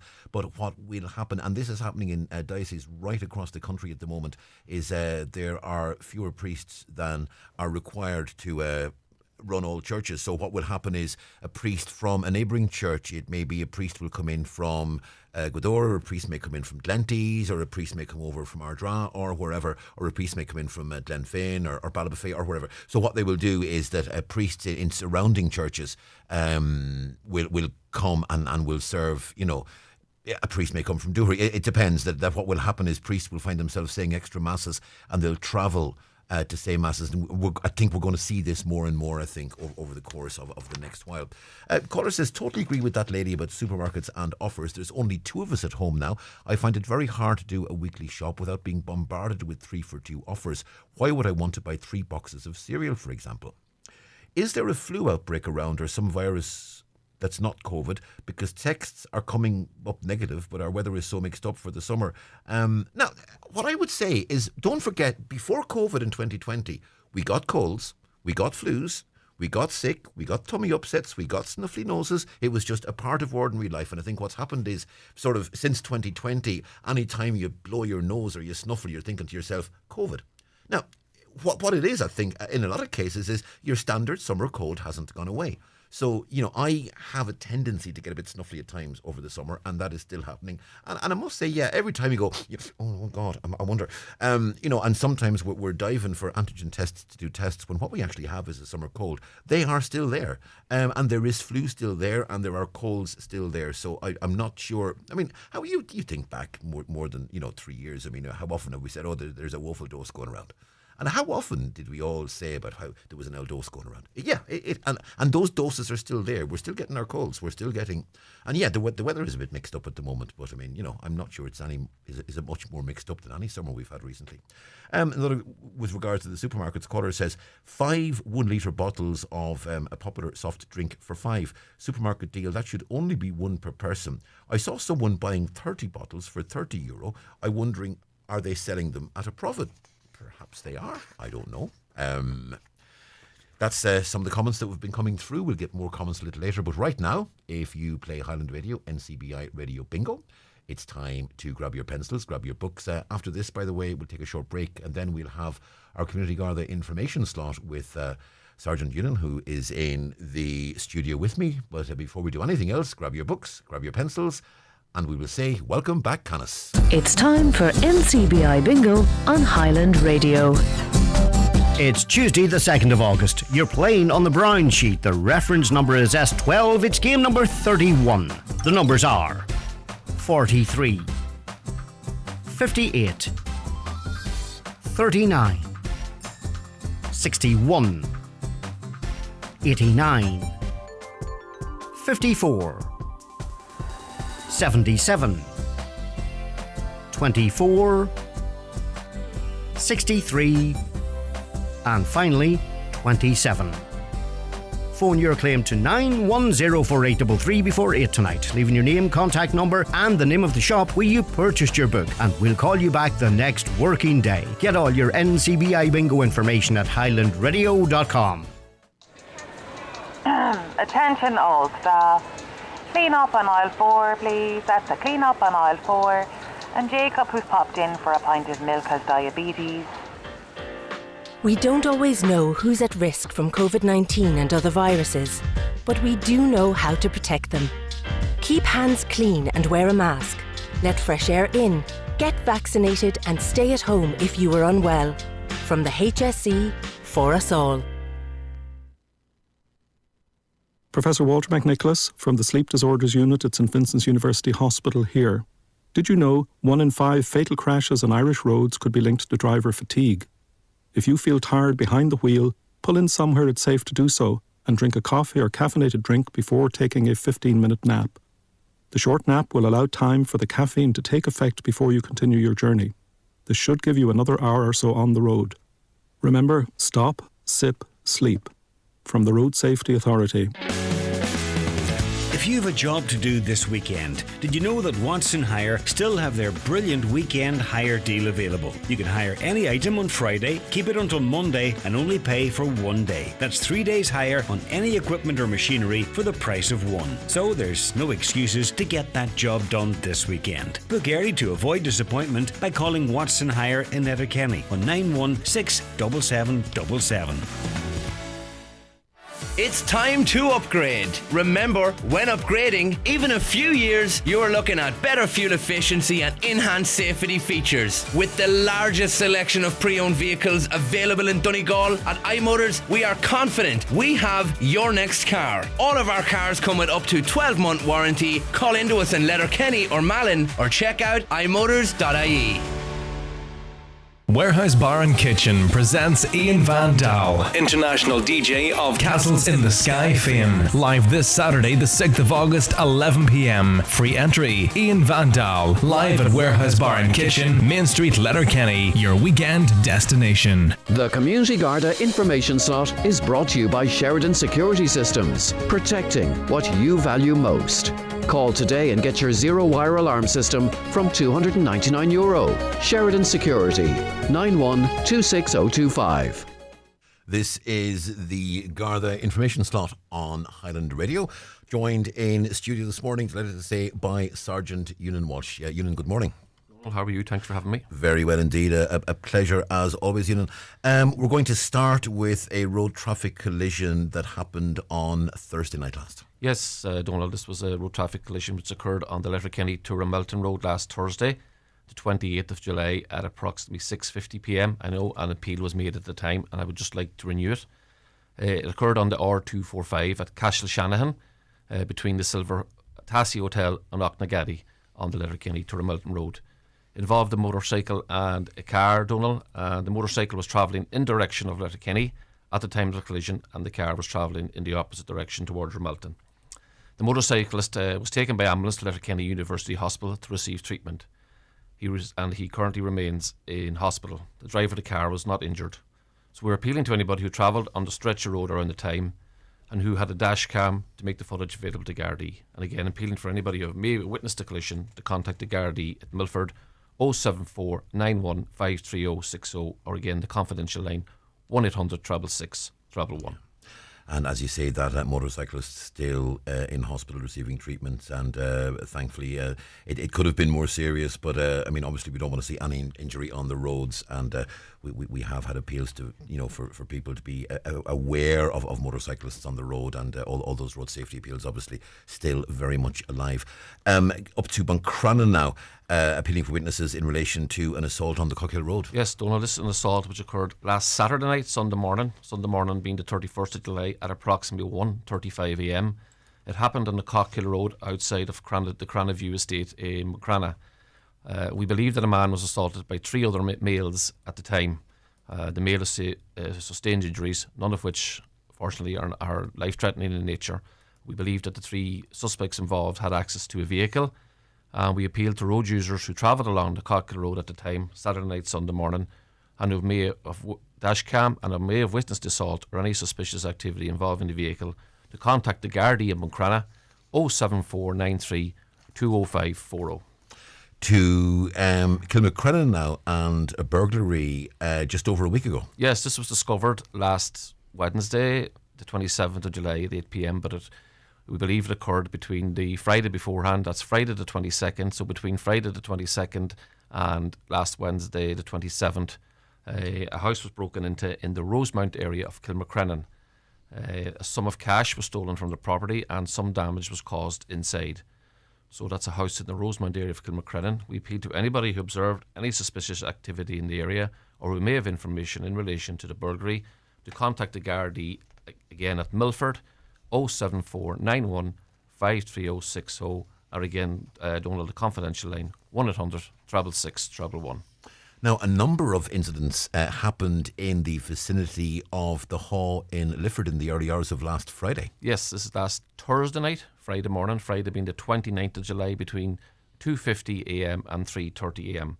A local business premises was broken into and burgled, and a number of items were stolen from a van that was parked at the location between the times. We know that two men gained entry to the business premises and stole a number of items, namely a red Honda power washer, a floor rug and a floor lamp. And again, unfortunately, a number of items were stolen from the van which was part of the property. Red Oakley sunglasses, blue North Face jacket, a black survival kit containing a mini saw and flip knife, waterproof HD speakers, Android earpods, power banks, first aid kit and gold micro binoculars, very distinctive there, which were in a black pouch. Again, our appeal is for anybody who travelled along the N15 at the time between Castlefin and Lifford and who has dashcam to make the footage available to Gardaí. Donal, we're particularly interested in the sighting of a silver Vauxhall Vectra, which we believe is connected to the crime. The parcel registration XLZ, so that's a silver Vauxhall Vectra that was in the area at the time.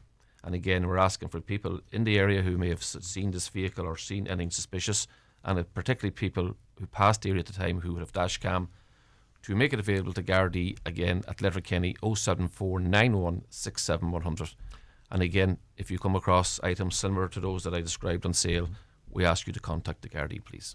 Another burglary, this time in Rathmullen. Yes, this happened over the weekend at the festival down there on the Pier Road, Rathmullen, between 11:40pm last Saturday, the 30th of July, and 2:30pm on the Sunday. So sometime during the Saturday night, entry was gained into the takeaway premises. A cash register containing a sum of money was stolen. No damage caused within the property, so the intent obviously was to get in and get the cash register and away again. We believe that entry may have been gained through a side window that was left ajar. So again, anybody who saw anything suspicious or any people or vehicles acting suspiciously in the time, to contact the Gardaí at Milford, 07491 53060, or again the confidential line, 1-800 666 111. To Buncrana now, and an incident of criminal damage. Yes, this is an unfortunate incident which occurred at the park at the Riverview in Buncrana on Sunday night past Monday morning, the week before, the 25th of July.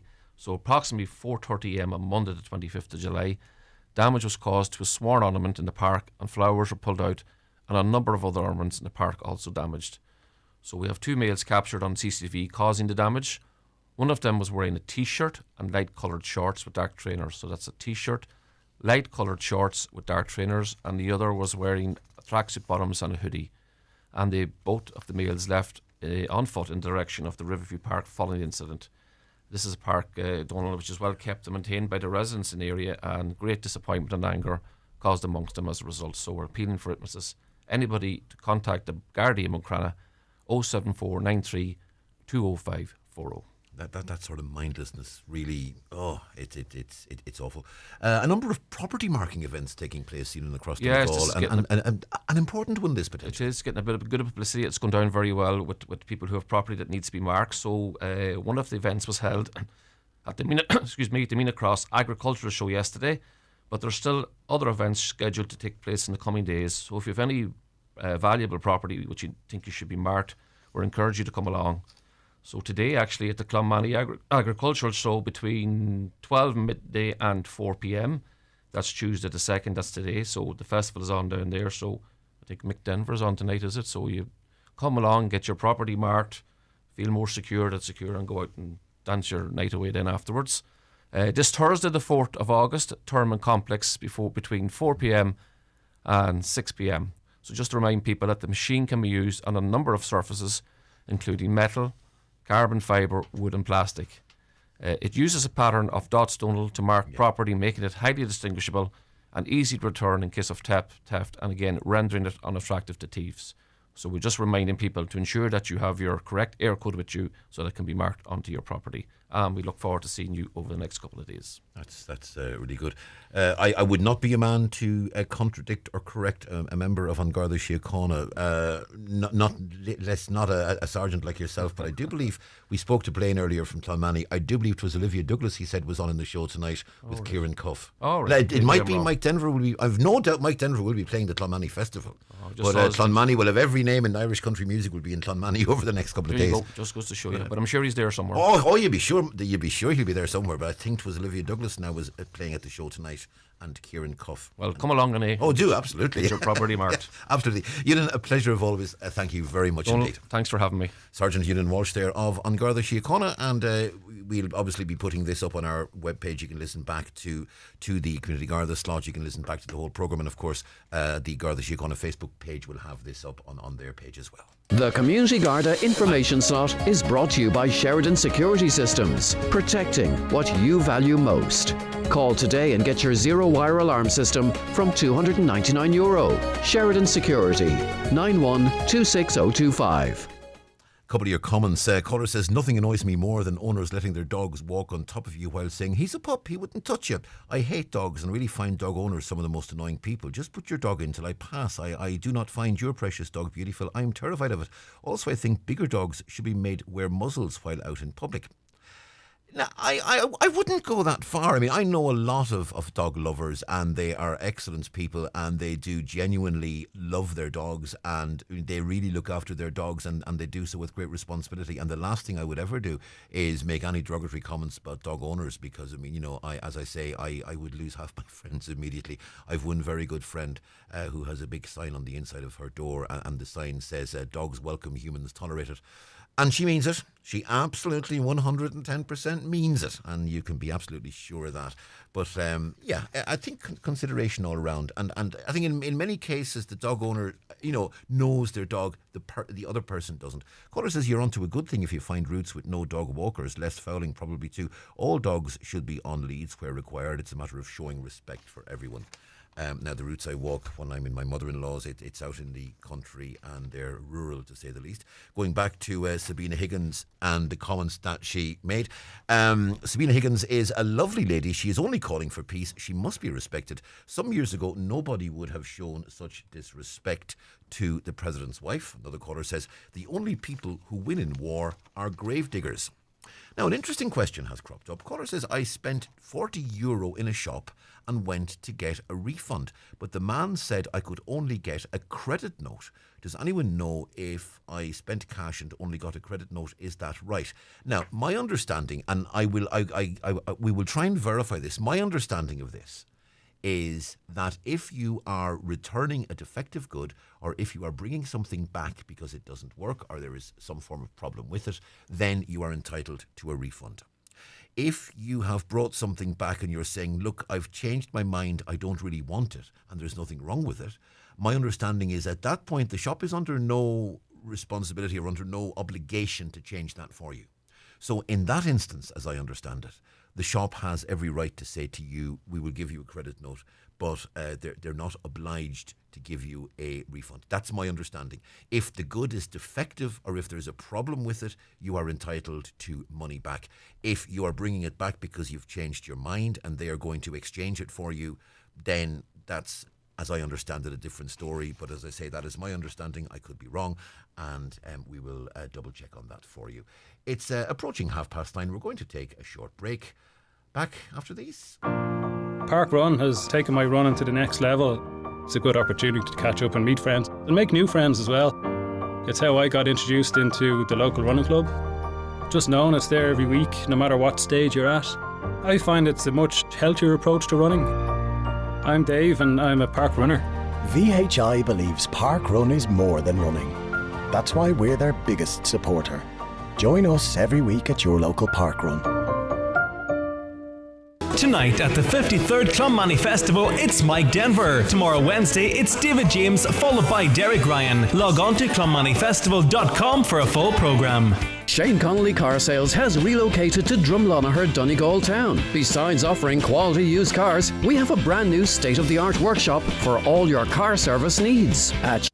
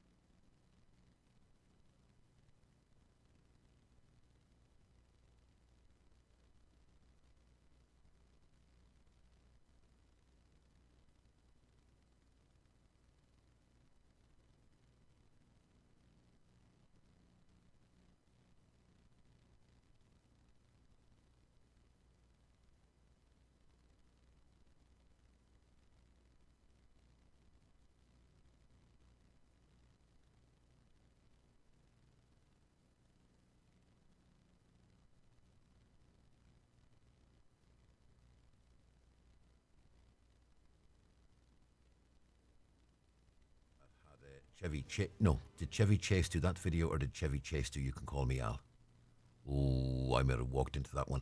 I think Chevy Chase did that one, and You Can Call Me Al was a different video, and I have just made myself wrong, and I've no doubt there'll be about 15 people on Twitter and WhatsApp and text within a matter of minutes to tell me I'm wrong. 086 60 25,000 is the number for your text messages and also for your WhatsApp messages as well. Now, let's go to Zoom, because North Donegal's coast has been identified as a high biodiversity area of interest. That designation has been mentioned in a recent report by Fair Seas, which is a coalition of Irish environmental non-government organisations. And from Fair Seas, we're joined with their communications officer, Jack O'Donovan. Jack, good morning. Good morning. How are you? Thanks for having me on. We're very well indeed. And Jack, I mean, Donegal has always prided itself on its marine life and its marine culture and its coastline, and that's been recognised by yourselves, and it's a very high area of interest in your view. That's exactly right. So just 2 months ago now, in June, we published a report called Revitalizing Our Seas. And that report looked at all of the available data, so all of the available kind of scientific information for Irish marine wildlife and habitats out at sea. And we analysed them to look for areas of interest to become potential marine protected areas. So that would be like a national park in the sea. So we identified areas where you have high marine biodiversity. So, many species inhabiting the one area, or potentially very sensitive areas. So areas that are sensitive to disturbance and change, as well as areas that are very important for, say, storing carbon, because the ocean is the largest carbon store on Earth. So it's a great ally to us in fighting climate change as well as biodiversity. And the North Donegal coast is one of those areas we've identified. Now, I see the picture behind you. For those watching this on Facebook or YouTube, we'll see the Basking Sharks gloriously behind you. And we know there have been several sightings of Basking Sharks off the North Donegal coast in recent years.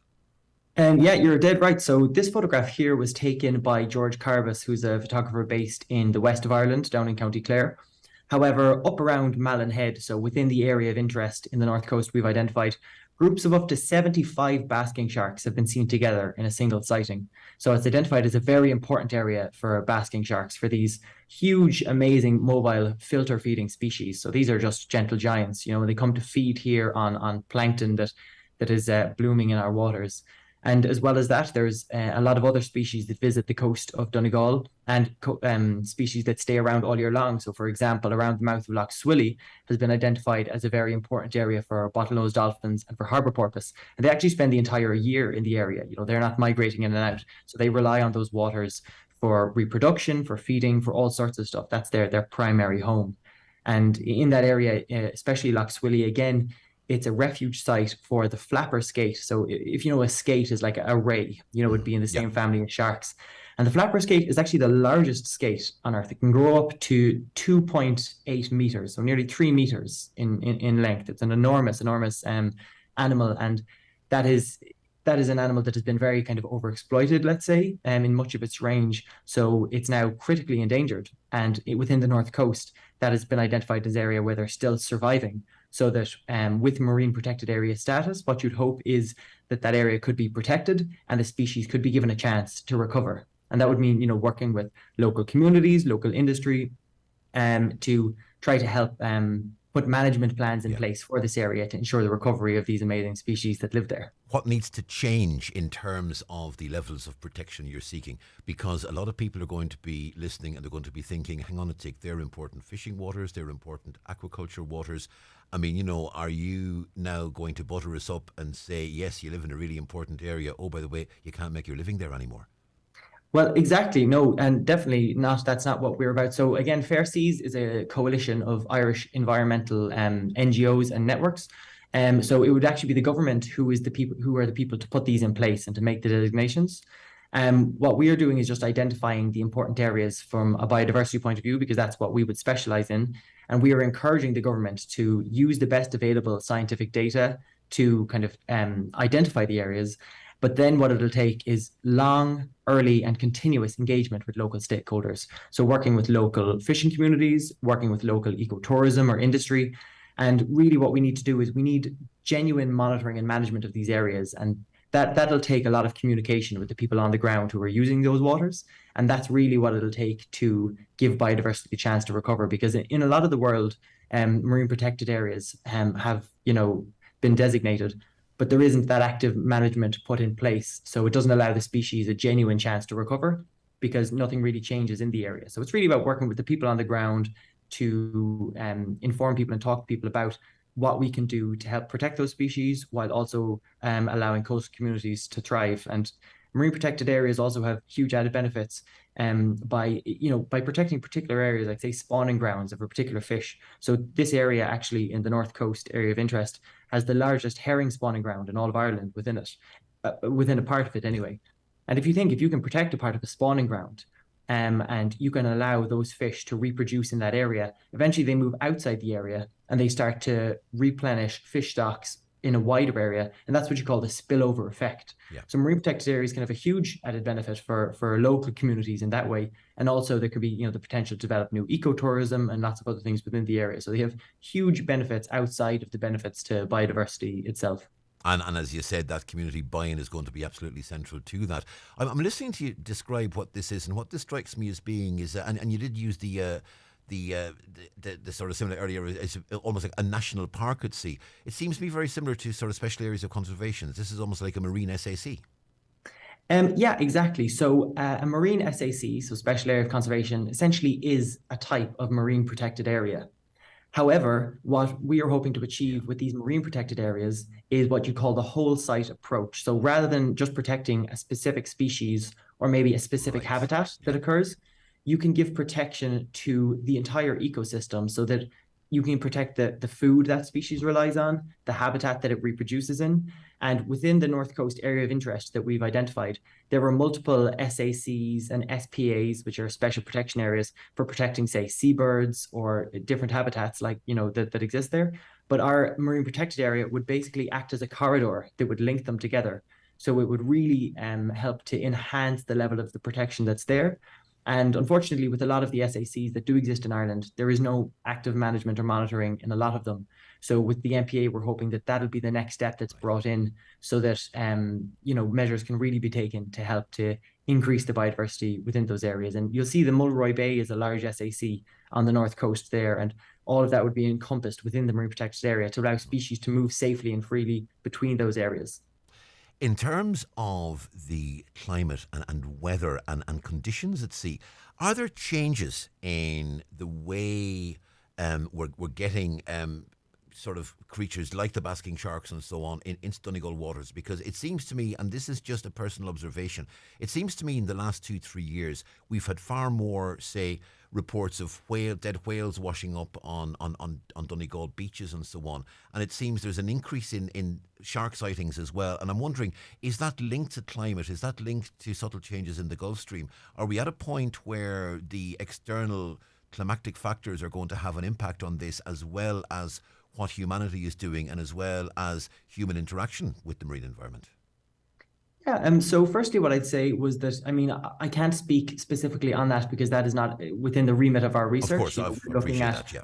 What's occurring, where it's occurring. However, definitely we know that global whale populations are increasing, and the only reason for that is because we're no longer hunting them in most of the world's ocean, so they finally had a chance to recover. However, they're still only at between, say, 5 and 10% of their historic levels.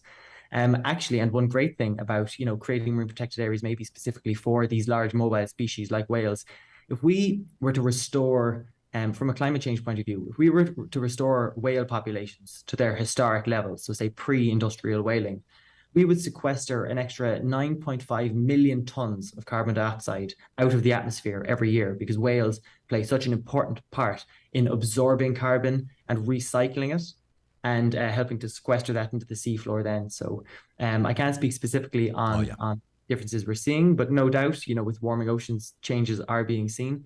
But the biggest, I suppose, increases in whales and things like that we are seeing is definitely due to the fact that we're no longer hunting them. So now they're given the chance to recover.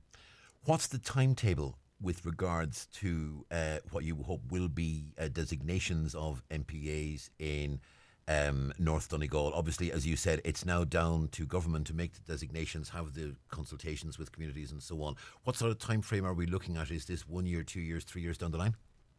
So the government have committed, it's within the programme of government to protect 30% of Irish seas by 2030. So that is 8 years from now that they hope to have 30%. And that's international. That's an international commitment that they've signed up to. They also hoped to achieve 10% protection by 2020. However, unfortunately, we're still only at about 2% protection of Irish waters. And currently, there's actually no legislation in Ireland to designate these areas. So the SACs and the SPAs that we do have currently have been designated through European law. So currently, the government is writing the Irish legislation for marine protected areas, but we're hoping that by 2030, we'll have 30% of our seas protected, and we'll have that done in consultation with local communities and using the best available scientific data that exists. And that would really give our species, our habitats, and our coastal communities the maximum opportunity to thrive. Jack O'Donovan, Fair Seas Communications Officer, thanks indeed for speaking to us this morning. Thank you. Thank you very much indeed. That's Jack there. And that designation, as he said, over the course of the next 8 to 10 years. And we'll be keeping an eye on that one with interest. Let's look at some of the comments that have been coming in. Caller says, Rathmullen traffic yesterday was awful. A car then drove up the wrong side of the road to skip the queue. It's no wonder there are so many accidents. Places like, it can be so difficult on a really, and yesterday wasn't the best day, because yesterday certainly in Letterkenny, yesterday afternoon was teeming down. Other comments, caller says Sabina Higgins was right in what she said. Another caller says the Irish media have become like Fox News. They are totally biased. It's all a groupthink with them. Sadly, independent free will thinking is gone now with them. And another caller says, raid the provision of an air ambulance for Donegal. What a great idea. Surely this proposal must be included in the political manifesto of any party that cares about our local community here in Donegal. 2.5 million per annum is nothing compared to the saved lives. Well done, Jerry Lane, for putting people first as Europe. Now, the comment that Jerry did say is that, and the way he phrased it to me, because it was myself that spoke to Jerry for that piece, the way he says, neither on this island nor on the adjacent island is there government funding for an air ambulance service. As he said, it is a community air ambulance service that runs on a voluntary basis. He's hopeful that perhaps the HSE might provide medical personnel to actually work on board and attend at scenes, but he himself works as a volunteer doctor, and a lot of volunteers are involved with it. So at this point in time, these services are not funded. Now, if you're moving into the government funding an air ambulance service, that becomes a different thing. You do have, obviously, the Coast Guard takes part in transfers from hospital to hospital and transfers from, we see Rescue 118 regularly at Letterkenny University Hospital and at Sligo Hospital as well. But what Jerry Lane is specifically talking about is the community air ambulance, which is a voluntary service. Now, as we said, the Mary from Dunloe festival took place over the weekend, and Mary was crowned, and we'll be speaking to Mary in just a moment. Nutrius Lamb Feed offer, directly supported by the Arrivo Fodder Support Fund, is now available at your local Homeland store. Buy 10 bags of Nutrius Intensive Lamb or Nutrius Lamb Creep Crunch, get one free. Contains intake booster for higher intakes, better thrive and faster finish. T's and C's apply. Contact your local Homeland or farm commercial specialist today. Visit nutrius.ie for full product detail. Attention all tractor and forklift owners. Donegal Tyres in Donegal Town is a leading supplier of agricultural and solid forklift tyres in the northwest, with a huge range available at competitive prices. Donegal Tyres can help you choose the correct tyre for your application, and we will come to you, so no downtime. Check out DonegalTyres.com or call 07497 21482. That's Donegal Tyres, Donegal Town, where you'll get a great deal. Because that's when we flash the cash. To get you in the mood for the big bucks. It's all coming soon, only on Highland Radio. Text 086 60 25000. It's the 9 to Noon Show on Highland Radio, and the winner of this year's Mary from Dunloe was the London Mary, Caitlin Finn. Delighted to say Caitlin joins us on the line. Caitlin, good morning. Good morning, Donal. How are you? I'm very well indeed, thanks. Now, you were born in London, Caitlin, but you grew up in Ballybofey, and you'll be well known in Donegal. Yeah, absolutely. I started school in Ballybofey and moved to Letterkenny subsequently until 2019. Sorry.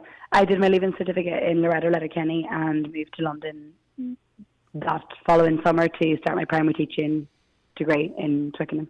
And you've now qualified, obviously, as a primary teacher. I have. You're working in London, but the view maybe is you might come back and teach in Donegal in the fullness of time? Yes, absolutely. That is the long-term goal. At the minute, I'm working at the University Students' Union for the upcoming year, and after that, I will teach here for a couple of years before moving home. And you've become, as you said, you are president of the Students' Union at St Mary's University in Twickenham, and the first woman ever to be named president of that institution. Yeah, the first ever female student life president. It's a massive honour. Now, you also have been a member of the ladies' GAA team in London, along with another former Mary. Yeah, Niamh Gavigan was the Donegal Mary in 2017, and I was on the ladies' Gaelic team at St Mary's with her. I think we may... Yeah. Sorry, Caitlin, I think we just lost you briefly there, just a moment ago. Now, I will say you and I have crossed paths before, because we both had the honour of taking part in Oliver together in Castlefane a couple of years back, which was really good fun. And you've always had an interest in drama, in acting, in singing, and you're no stranger to stages in the Ballor, on Greenall and further afield. Yeah, absolutely. No, I love all things musical. I've a real passion for it, and hope to continue doing all of that in the future. But in home. I mean, I recall when Greg was over in Islington at the invitation of Troy Gallagher, when Troy was mayor there, you were one of the guests he spoke to that weekend, and that was the first that I'd heard that you were you had been chosen as the London Mary, and it was even clear back then that you were really looking forward to coming over and looking forward to the whole Mary experience and to the festival. Obviously, to win it is the icing on the cake.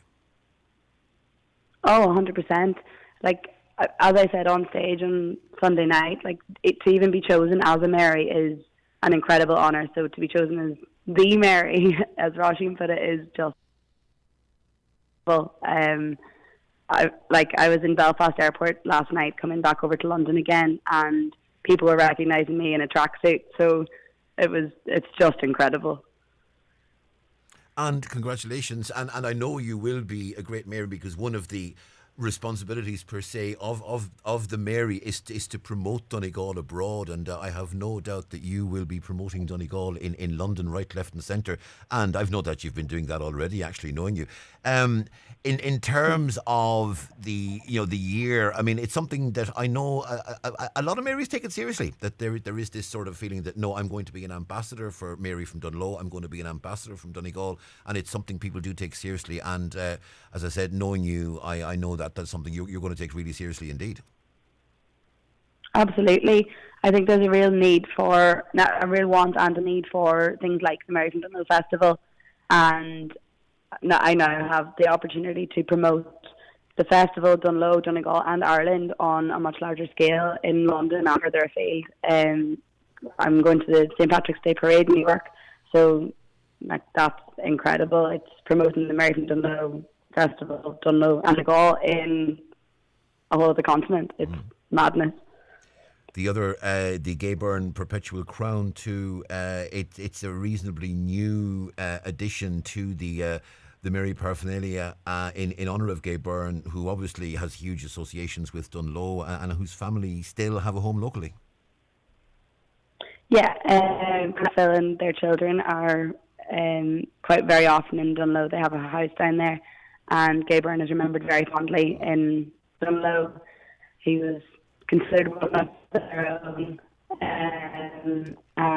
and it's just an incredible honour where I get the person and to see it be passed on after my win. Yeah. I can tell you, Caitlin, the messages are coming in. Huge congratulations today to Caitlin on winning Mary from Dunlow. So proud of you, with love from Nanny and Grandad McGinley. A big shout out to my beautiful niece, Caitlin. So proud of her. I've no doubt she'll continue to be a fantastic ambassador for Dunlow, Donegal and Ireland. That's lots of love from Auntie Anya. And also well done to Caitlin from Mum Claire and from Oren and from Hannah. And so say all of us. Caitlin, well done indeed, and may you have a enjoyable and fulfilling year in the role. Thank you very much, Donal. Okay, Caitlin, it's been our pleasure. Thank you, and congratulations again. Thank you very much. Okay, that's Caitlin Finn there. Caitlin is the new Mary from Dunlow. She was crowned at the Crowning Cabaret on Sunday night, as we said. Born in London, raised in Ballybofey and Letterkenny, obviously with a lot of family still here. Currently in London, where she's done her teacher training. She's currently working with the Students' Union at St Mary's College in Twickenham, and then will teach for a few years in London with the plan of eventually coming home. Now, one or two callers. How many people died of COVID last month in Ireland and Donegal, please? I don't have those immediate figures to hand. We'll see what we can do. Another caller says, Donal, yeah, I totally agree as regards to flu, but in the whole epidemic of COVID, we were protecting ourselves so well with the wearing of masks and sanitising that I had no flu or infection. The minute I start to let my guard down slowly, I get the summer sore throat, etc. It's a fair point. Caller says, my granddaughter works in Berlin. She's home to visit me. She got off the bus in Strabane, went to get a bite to eat in Lifford. When going into pay, she realised she'd lost her purse, which has her passport in it. She needs her passport to go back out on Thursday.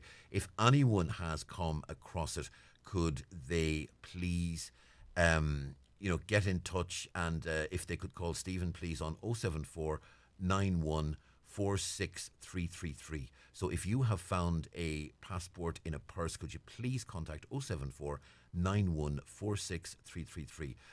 It's a young lady who is working in Berlin. She's home to visit her home to visit. Got off the bus in Strabane, went for a bite to eat in Lifford, and realised then she'd lost her purse while she was in Lifford. So the passport is, obviously, if we can get the purse back and any money in it, all the better. But really, really important is the passport. So you can please call 074 91 46333. Just want to just remind you that if you want to get in touch with the programme, you can do so. 074 9125342, both Caroline and Donna Marie taking calls outside. You can text us on 086 60 25,000. You can use that number for WhatsApp messages as well. You can use social media at Highland Radio on Twitter. It's Highland Hub on Facebook. You can email comments at highlandradio.com. And of course, if you prefer to use the old-fashioned method of sending a letter, that's always appreciated. You can send letters to 9 till Noon Show, Highland Radio, Pine Hill, Mountaintop, Letterkenny. That's 9 till Noon Show, Highland Radio, Pine Hill, Mountaintop, Letterkenny. We're going to take a short break. The news headlines with Emma coming up after these. Are you interested in becoming part of a dynamic sales team? Do you have sales experience, along with an understanding of digital and social media? If so, we'd love to talk to you. Send your CV to jobs@highlandradio.com before Friday, 5th of August. The award-winning Genesis Aesthetics and Skincare Clinic Udor now offers a wide range of skin boosters. The injectable moisturiser for under eyes that improves dark circles, fine lines and wrinkles. Also treating the face, neck, chest and hands. This amazing treatment works from the inside out, resulting in brighter, smoother, plumper skin. For help choosing the right aesthetic treatment for you, contact Mary Ferry, your aesthetic practitioner. You can download the Genesis app or call 074 953 2575. Water's calm, sun shining, perfect for paddleboarding, but conditions can change quickly. This is Water Safety Ireland. Be prepared, get the right training. Always wear a life jacket, never paddleboard alone, and bring a phone in a waterproof bag. For advice on paddleboarding and more, visit watersafety.ie. Better safe than sorry. Supported by the Government of Ireland. This is the 9 till noon show on Highland Radio. It's 11 o'clock, time for the news headlines, and we say good morning, Emma Ryan. Thanks, Donal. Good morning. Gardaí have renewed their appeal for information following a serious collision on the Letterkenny to Ramelton Road last Thursday evening. The collision involving a motorcycle and a bike and a car occurred at around 6:50 p.m. on Thursday at Castle Shannon. The motorcyclist was taken to hospital and remains there for treatment for his injuries. 4 parish priests are set to retire as the Bishop of Raphoe has announced a number of clerical changes for the dioceses of Raphoe. The changes are to take effect from August 20th and 21st. Bishop Alan McGuckian thanked the priests for all their generosity and says he prays that retirement affords him a well-earned rest. 2 hotels in Donegal are among the 10 hotels in the country earning millions by housing Ukrainian refugees. According to tender documents published by the Department of Integration, McGettigan's Hotel in Letterkenny has been awarded a contract worth €3.7 million. The contract secured by Grand Central Hotel in Bundoran is worth almost €2.5 million for providing the hotel for use as temporary accommodation. A voluntary critical care doctor with a community air ambulance service says while extending the service to Donegal and the northwest would be desirable, securing it would be very difficult and a complex process. Jerry Lane, a former emergency department consultant at Letterkenny University Hospital, says the service is not supported in any way by the state and securing an air ambulance for the region would require voluntary contributions in the region of €2.5 million a year. Meanwhile, the number of people waiting over 24 hours in emergency departments this year has tripled. Over 24,000 patients spent over a day waiting for a bed in the ED from January to May. That includes over 8,000 patients who were over the age of 75. And finally, petrol stations may have to ration fuel at the pumps for only essential workers if there are oil shortages this winter. It's one of the contingency plans being looked at by the government's Emergency Energy Group. It's meeting today to discuss how to deal with the worst case scenarios of low fuel stocks caused by the Russian invasion of Ukraine. That's all for now. We'll be back with an update at 12 o'clock, but until then, good morning. At Ulster Bank, we are closing. And as a bank that is closing, we've reduced some of our services.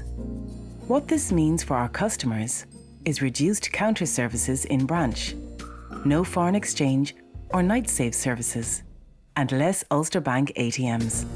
For customers who still have current or deposit accounts, you really do need to start considering other options. Our branches remain open, and we are here to help. Switch your clothes at any Ulster Bank branch or log on to ulsterbank.ie. Ulster Bank Ireland DAC is regulated by the Central Bank of Ireland. Text 086 60 25,000. This is the 9 till noon show on Highland Radio. Donal Kavanagh with you for the next hour. And we're joined on Zoom now by Dr. Monica Murphy, who is the author of what could prove for some people to be a very important book indeed, The Manager's Handbook for a New World of Work. Monica, good morning. Good morning, Donal. Thank you for having me. And hello to all your listeners. It is our pleasure. Monica, we know that COVID changed a lot of things, and one of the things that has really changed is the world of work, and the numbers of people working from home, the number of people getting used to that new reality is huge. And what's now interesting is the number of people who have gone into long-term hybrid arrangements or long-term working at home arrangements. And for some companies and for some employers, it's a whole new world, and it's something you've been paying a lot of attention to. Yeah, I've been writing this book, I suppose, over the last 2 years during the repeated lockdowns, and my work, my day job is I own a training and development company, so we do a lot of training with managers in various companies, various industries. And what I started to observe was that there were changes coming anyway pre-COVID. There was a lot of focus on wellness, on employee well-being, and people wanting more flexibility. So COVID kind of really sped all of that up. And so I decided to start working on a handbook that might prove useful for managers who would have to emerge into this new reality where we have to rely on trust. And we have to, if we're going to be at the races, as it were, if we're going to compete in the marketplace, we're going to have to offer people some flexibility, real initiatives around wellness, because the free fruit Friday and the free this and the free that was just not cutting it for employees. I mean, people certainly of a certain age group would prefer a couple of hours extra off on a Friday to get their big shop done so that they're not squeezing everything into the weekend, rather than some of these token gestures, which were well-meaning by organizations, but often weren't doing enough really to really relieve the pressure on some employees. So the book is 7 chapters around the themes of how managers can help themselves and their employees to emerge into this new world in a successful way. Now, it's going to be very different depending on how big the company is, how many employees the company has, and also how important it is to the employer that the employee is in their place of work. I mean, for instance, I don't have an option to work from home because I need access to a studio, I need access to microphones, I need access to transmitters. So I do not have access at home to the equipment I need in order for me to do my job. So it's just not possible at this point in time, to run a newsroom from home. So I came to work all the way through COVID and continue to do so now. So, much as I may, and the government is saying they want to give people the right to work if they want to work from home. I mean, sometimes I'd love to work from home, but it's just not an option. And that's going to continue to be the case for a number of companies. Yeah, and you're right. I mean, it's not going to be one size fits all by any means. However, there are a lot of organizations where some of the roles can be completed, or some of the work can be done from home some of the time. So what we're seeing now with our clients is there's a lot of policies around kind of a hybrid balancing option where people might be in the office for 2 days and they're at home for the 3 days. Even in sectors like construction, we are beginning to see a shift towards naturally engineers and surveyors, and that would be expected to be on site a lot of the time. But as they become more senior in their roles, there's work that they can do that they actually have to do on a computer.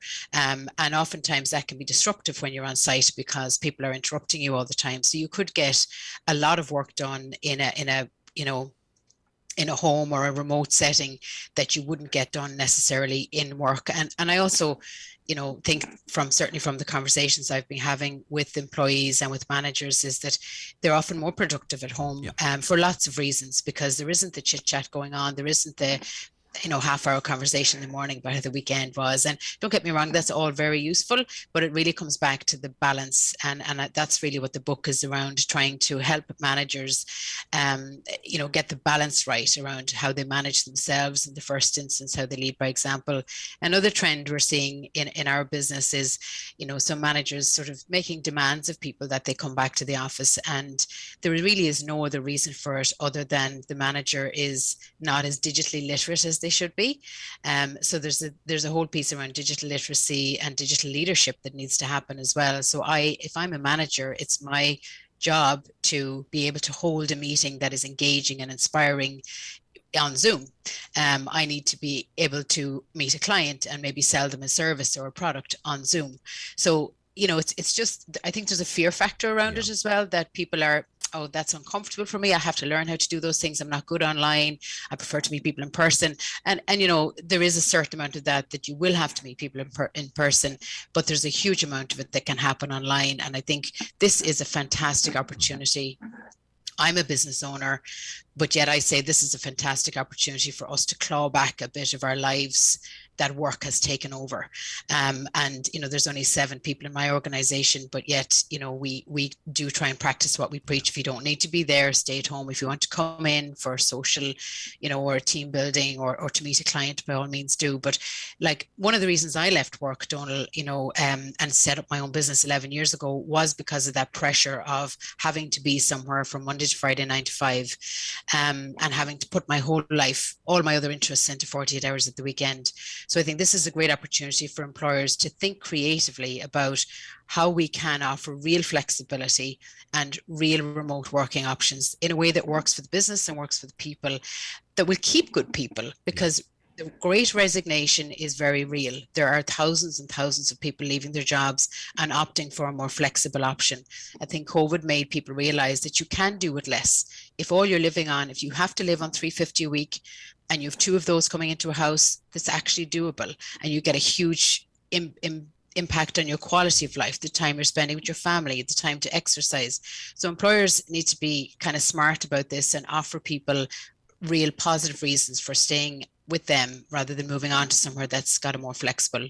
The other thing that I think for many people remote working has done is it's actually, you might have had someone, if we take, we'll take Galway for instance, someone in Tuam might have a meeting in Galway City. So they've got to leave their office in Tuam, drive into Galway City, not always the easiest thing to do, find parking in Galway City, an even harder thing to do, go to the meeting, come out, drive back to the office in Tuam. So they've had their meeting, but they've also taken an hour and a half to 2 hours on the road and parking and going through all of that.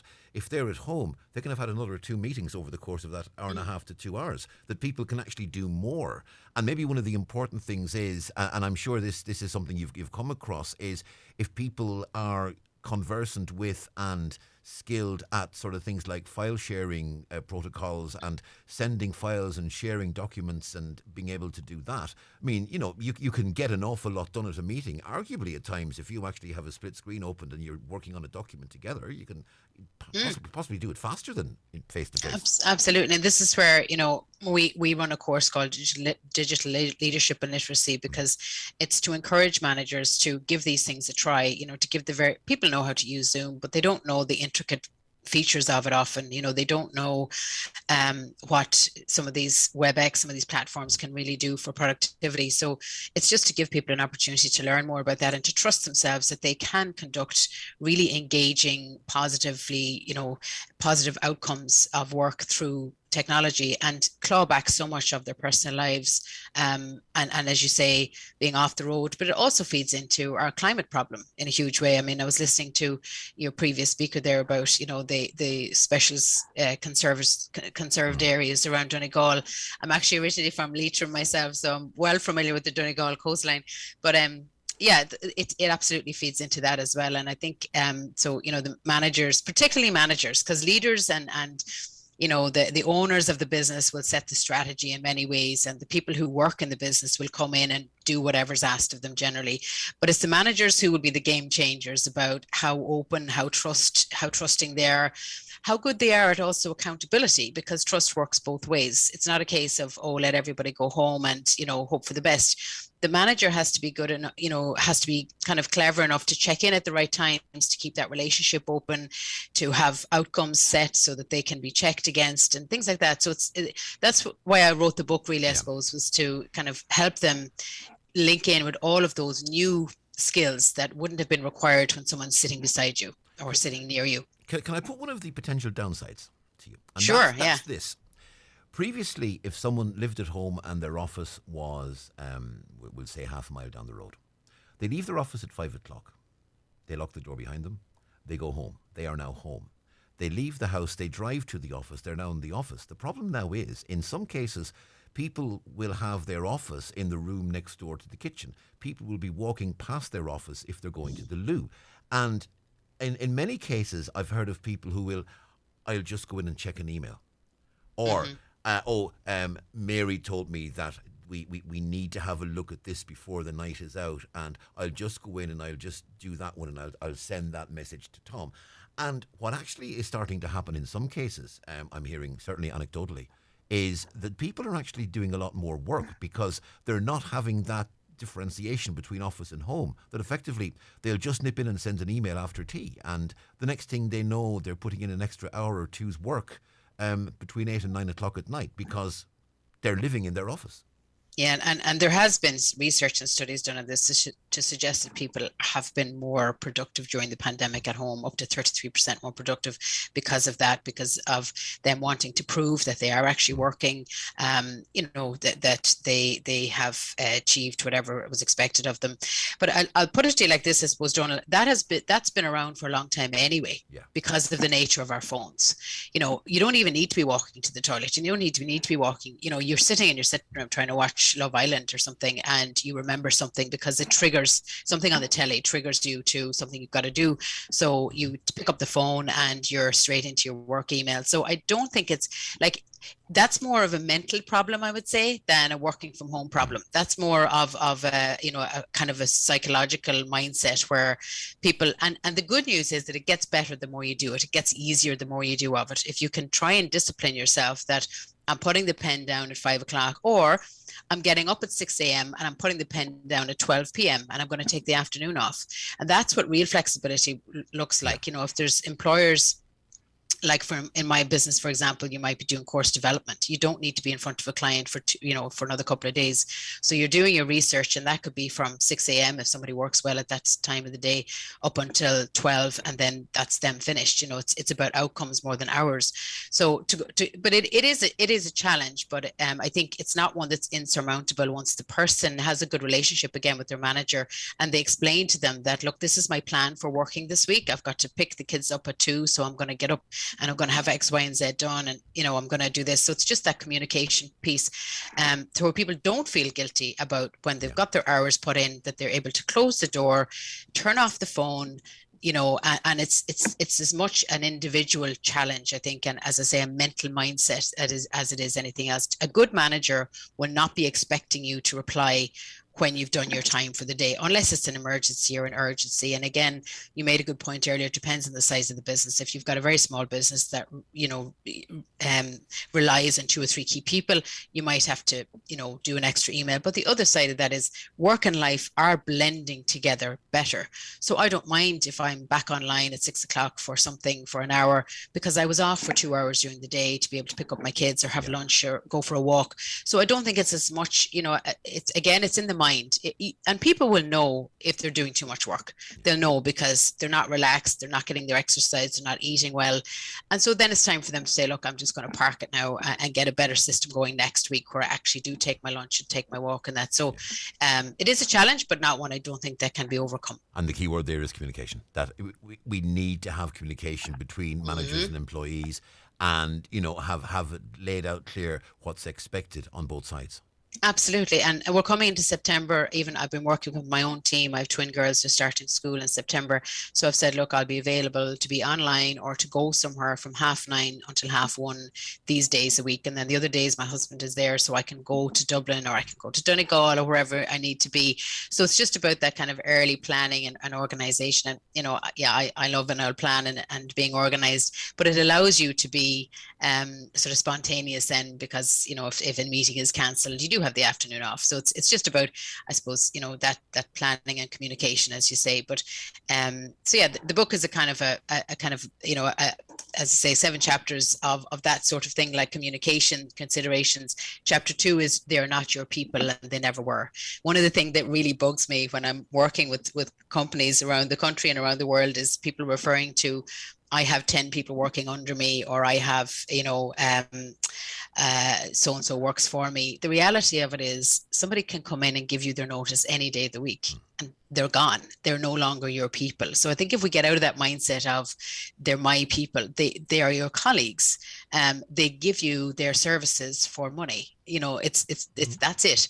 And there's a huge shift in the labor market where people are moving, leaving jobs and going somewhere else. So if we try and, that's for managers to try and get their head around that they are not your people, they are their own people. And it's what we can do together.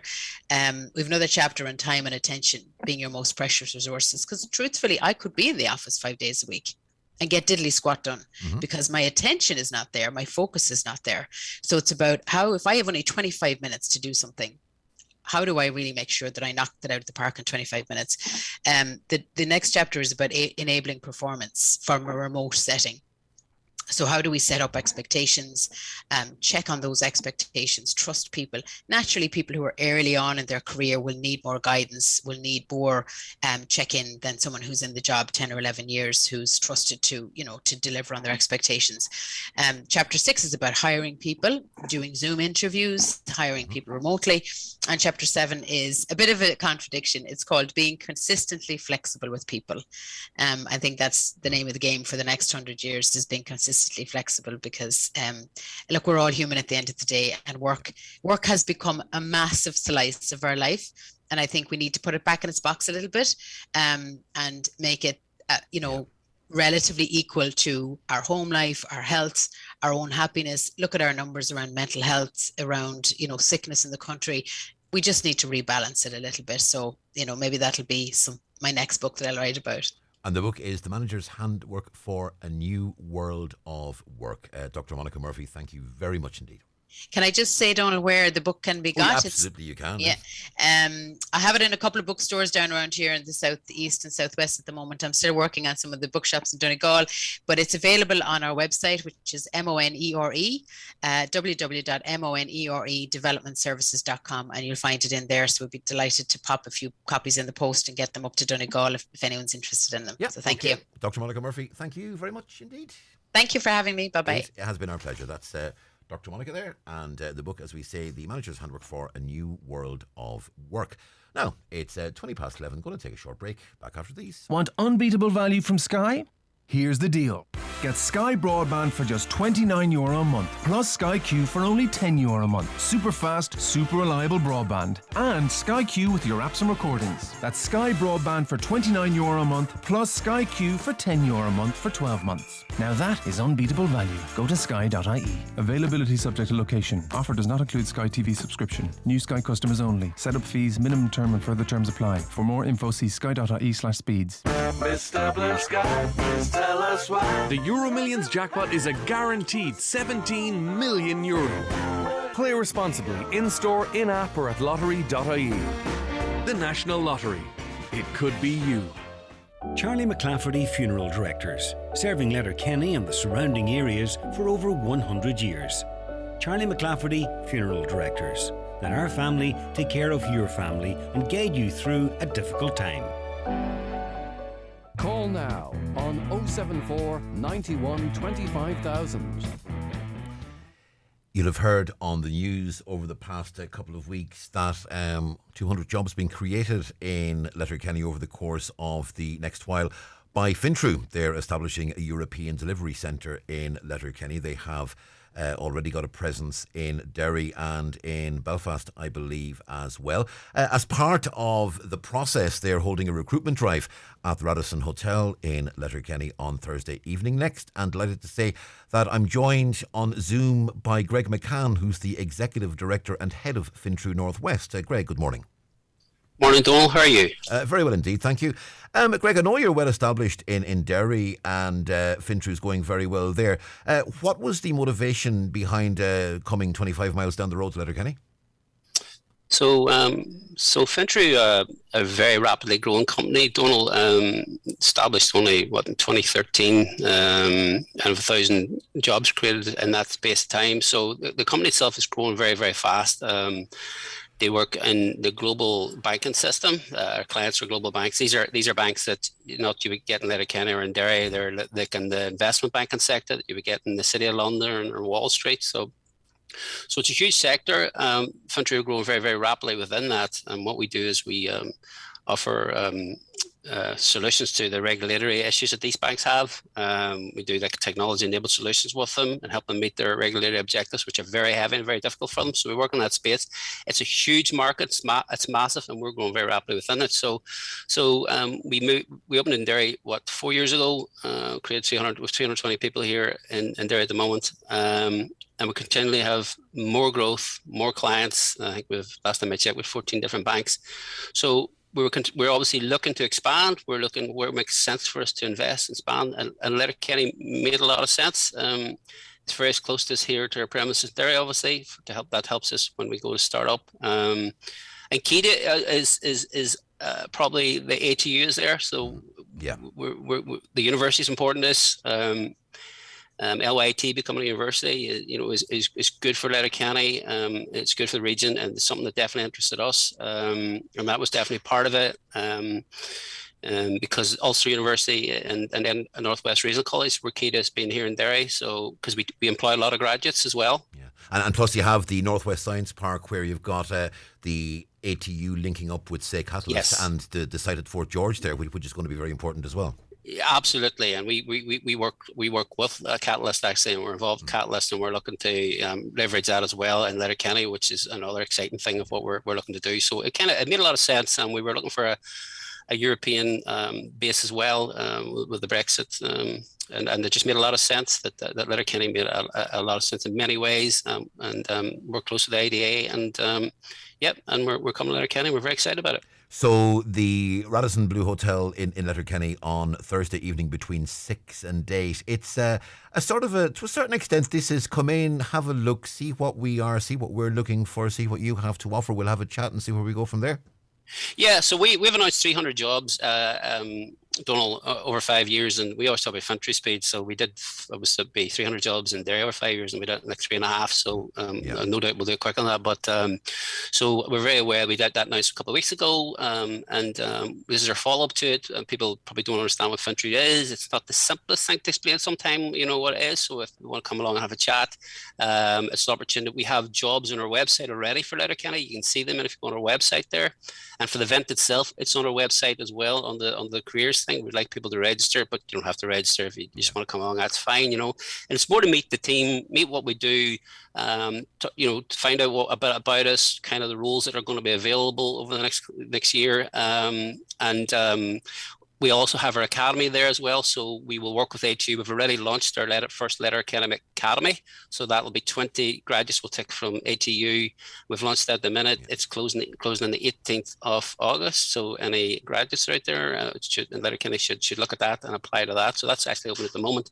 So we'll have people there talking about that as well, and obviously we'll have our corporate benefits and career opportunity people there as well. They have a chat about the kind of things we offer and sort of life at Fintry. Yep. We have just coincidentally just been having a discussion with a management consultant about the whole issue of working from home and the new way work is being structured, and I'm sure you're looking at a hybrid system as well. In terms of a premises, have you identified a premises in Letterkenny? Will you be developing a larger premises, or will you be working on the basis that a lot of your staff will work from home, so you won't necessarily need physical space for 300 people? So we are looking at premises. That's a kind of advanced stage at the moment. Hopefully we'll be able to announce something that soon. In the meantime, we have premises down in HU and CoLabs and the units down there. So we're starting with that. Yes, with people working from home, we're employee led in that. We've asked our people what do they want to do. So we're led by them. But we have premises in Derry operating. So people can come in, whatever. What they do is they have an app and they go on, they book their day in, wherever they want to come in. So we're working the hybrid model at the minute, working very, very well. But yes, we will have premises in Letterkenny. Yeah, absolutely. In terms of the future, it's a very important one, obviously, and we've seen over the years when Optum's predecessors, Pacific, I think they were called initially, and when Primerica came in first, I mean, they came in small and they became really important parts of the of employment in Letterkenny and the wider Donegal, and it's looking, certainly from what you're saying, as though Fintry is going to occupy that same sort of space, and we can hopefully see more growth in the future. Absolutely. Fintry are a hugely ambitious company, very, very rapid growth. If you look at it, we've won an awful lot of awards, recognise it, really, really good what they do, great people to work for, hugely ambitious for Derry and Letterkenny, and we only see that growing. It makes a lot of sense to us. The global market is absolutely massive. We're growing rapidly. We have a very tiny piece of it. We're very ambitious. We now have offices in New York and Maastricht, and we're looking at other openings as well. So companies growing rapidly. It's in the right market at the right time. We're hugely ambitious for Letterkenny. We see the 300 as just been the start of it. Greg McCann, the Executive Director and Head of Fintry Northwest, thanks very much indeed for speaking to us. Fintry.com/careers, and more details obviously about the open day in the Radisson on Thursday between 6 and 8 as well. But for the moment, Greg, thank you. Thank you, Donal. Thank you very much. It's been our pleasure. That's Greg there from Fintry, and as we said, you'll get more details on that online, fintry.com/careers. Getting value on your shopping has never been more important. That's why at Super Value we have great offers like save 33% in our Irish steak sale. Heineken 15-pack cans only $25.45. That's lowest price guaranteed. And get new weekly money off vouchers on the Real Rewards app. For low prices that compete with anyone, it's got to be Super Value. Enjoy alcohol responsibly. Tonight at the 53rd Clonmany Festival, it's Mike Denver. Tomorrow Wednesday, it's David James, followed by Derek Ryan. Log on to clonmanyfestival.com for a full programme. It's time for a new Nissan 222. We have an award-winning range, so call into iMotors Nissan in Letterkenny or Malin, with the new Nissan Qashqai and Nissan Micra available for immediate delivery. Get amazing discounts on all your home essentials in the Foy & Company summer sale. Revamp your interiors for less with up to 50% off selected lines across all departments. There's great value in the furniture department with offers on bedroom, living room and dining room furniture. Chat with our interior design and colour experts to find out how you can make over your home on a budget with the Foy & Company summer sale. Online and in store in Letterkenny and Ballybuffet. While stocks last. Text 086 60 25,000. Inflation is one of the issues that we are all talking about and we're all concerned about. And coming up to Christmas, we're looking at the prospect of inflation topping 10%. And a lot of people worried about the expense associated with the end of the year, not to mention the expense associated with getting children back to school, and that's coming up now in the next number of weeks, and a huge amount of concern about that. You may have heard indeed a clip with Emma on the news earlier on this morning. John Lowe is author and founder of Money Doctors, and John joins us on Zoom. John, good morning. Good morning, Donal. John, one of the, and we have this discussion so often, but it's always such a worry for people that when people are in need of money for the back to school and for the other expenses they're facing at this time of year, one of the temptations may be to go to a moneylender, and that's a big no-no. Absolutely. You know, there are a number of steps, really. If you look at the lending hierarchy, you've got the banks, you've got the credit unions, even the post office now are starting to get into loans. But at the bottom of that hierarchy are the money lenders. There are actually, Donald, 35 authorised money lenders in Ireland, authorised by the Central Bank of Ireland, by the way. And these money lenders, they're relatively decent people, but they can charge up to 200%, per annum in terms of interest. So you look at the unauthorized, they're the ones who really you need to avoid like the plague, because these unauthorized money lenders can charge up to 2,000%, and they can use strong arm tactics. So, certainly I would rather go to, say, a credit union or a bank before going to the authorized money lenders. And I'd certainly, if you haven't got the wherewithal, you haven't got the ability to repay any loan, wouldn't think twice about going to St. Vincent de Paul or one of the other great social outfits out there that are there to help. And indeed, MABS is there as well if people are in difficulty. I mean, MABS can be a very good place to go to, maybe just to try and get things back on track. And if you're facing the pressure of back to school, maybe it's a good time to have your finances looked at and maybe reordered. A very good point, Donal, because actually backontrack.ie is their website. Oh, so, right. backontrack.ie. Yeah. So, I mean, MABs are an excellent, kind of an office. They've got offices all over Ireland. Problem is that you can take a long time to get an appointment to see them, because there's so many people who are kind of in trouble and need help.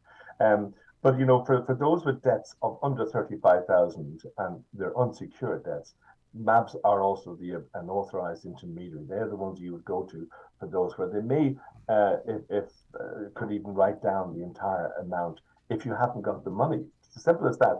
All lending is based on the ability to repay. If you don't have that ability to repay, how in the name of God can you pay it back?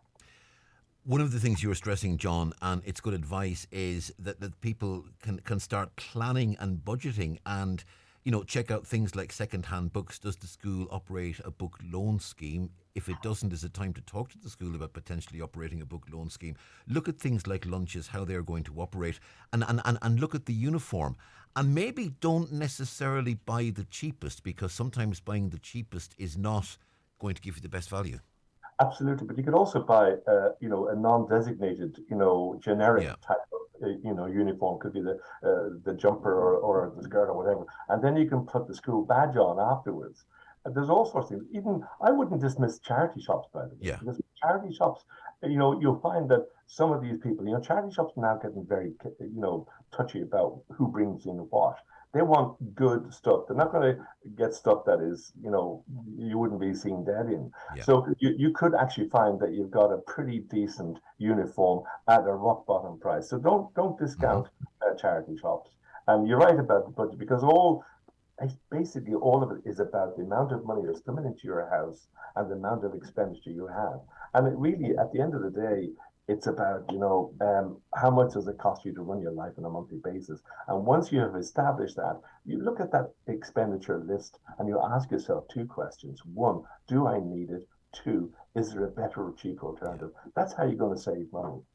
And as you said, if people do need to borrow, perhaps the credit union, the best way of doing so, because that's certainly where you'll get a sympathetic hearing from people who are part of the community and will very possibly know you, and certainly you'll be better going to a credit union than going to a money lender. Certainly not an unauthorised one, but even an authorised one. The credit union really is the optimal option. Absolutely, Donal, because you're looking at rates of about maybe 7.5%, 8%. So the rates are first of all decent, but as you said, they know them. There's more than 2 million people who have a credit union account. So there's every likelihood. You know that you can only go to your local credit union where you live or where you work. They're the two conditions that you need to comply with. I want to ask you, John, before I let you go, about another story in the papers today, and that's on the front page of The Independent, that the Department of Social Protection are looking at, as it were, linking pension and social welfare payments to the average industrial wage, and the idea being that it'll be benchmarked to the extent that if the average industrial wage goes up, then pensions and social welfare payments will go up with it. It looks on the face of it to be a very desirable and progressive move. Would you concur? Absolutely. I mean, if inflation is going to go at 10% this year, and it continues going up next year, well, there's absolutely no way that your €253.30 weekly state pension is going to be worth the same amount of money next year. So that's an obvious move. I would have thought, Donal, that the government, and again, it's probably timely for election time as well, that they're going to add on a kind of a percentage, that will allow that to happen, so that the inflation is not going to erode what money that you are getting. John Lowe, as always, it's been an absolute pleasure speaking to you. Thank you very much indeed for sharing your expertise with us, John. And that's, as always, very, very good advice indeed. Thank you very much, Donal. Thank you. Good morning. John, thank you. Good morning. That is John Lowe, author and founder of The Money Doctors there. And John always one to give very good advice indeed. Someone just asking me to repeat the contact details for Fintru. The website is fintru.com. That's FINTRU.com, and there's details of that open day on Thursday between 6 and 8 at the Radisson Hotel in Letterkenny. Now, a caller just asked if I would give my bread recipe again. I know it's only got 2 or 3 ingredients. I didn't have a pen to hand when you gave it out a few weeks ago. Yes, the famous bread recipe as given to me by an independent councillor in Waterford called Mary Roach. And this is Mary's bread recipe. It's absolutely perfect. You get equal amounts of self-raising flour and natural yoghurt. You mix them together in a big bowl and you put them in a loaf tin, and then you put that in at 180 degrees for about 30 minutes. Shinee. I usually use the 500ml tub of yoghurt. I usually put in about, because you're never going to get a full 500 out of it, so I will put in about 475 grams of self-raising flour. Mix them up, grease up a loaf tin, put them into the loaf tin and into the oven, 180 for about 30 minutes. And that is the bread recipe. Now, you can improve it, and what I sometimes do is I will soak some raisins in cold tea overnight. And then put in, if you have some mixed spice, or just some cinnamon, some nutmeg, and some coriander and ginger. And if you get either a mixture of, to your own taste, of ginger, nutmeg, coriander, and cinnamon, or you can just buy the little jars of mixed spice. Schwartz do them, and all the other Tesco do them, and all providers put them together wherever you do your shopping. You can get that little jar of mixed spice, put a nice liberal dollop of that in with the raisins and the cold tea, mix it up together, leave that to one side in the fridge for about 24 hours. Then you can mix that, just mix the soaked fruit in with the mixture as well, and it makes a lovely sort of a fruit cake. So that's the bread recipe. Basically, it's equal amounts natural yogurt and self-raising flour, and if you wish, you can add in the raisins soaked in tea and mixed spice, just to give it a bit of extra flavour. It's 21 minutes to 12 noon, coming toward the end of the show, but as it's the middle of the summer, let's just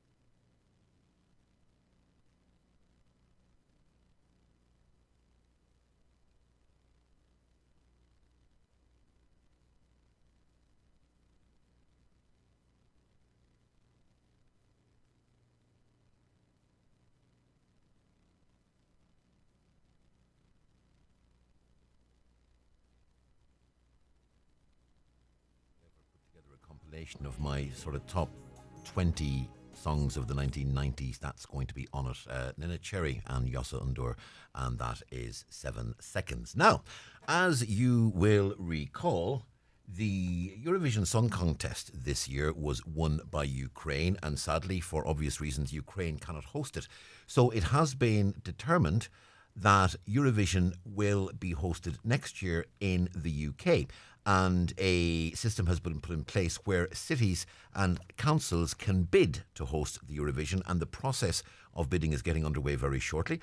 And the suggestion has been made by Ulster Unionist Alderman Derek Hussey that Derry City and Strabane District Council be one of the bidding councils. Derek, good morning. Good morning, Don. Pleasure to have you, Derek. Thanks indeed for joining us this morning.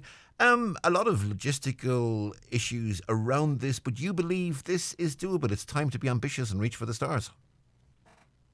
Absolutely. I mean, our events team in Derry City and Strabane Council have a fantastic record of delivering world-class events. I mean, we've only just had the final end of the Maritime Festival, the Triple Race, etc., hosting the Foyle Cup at the same time.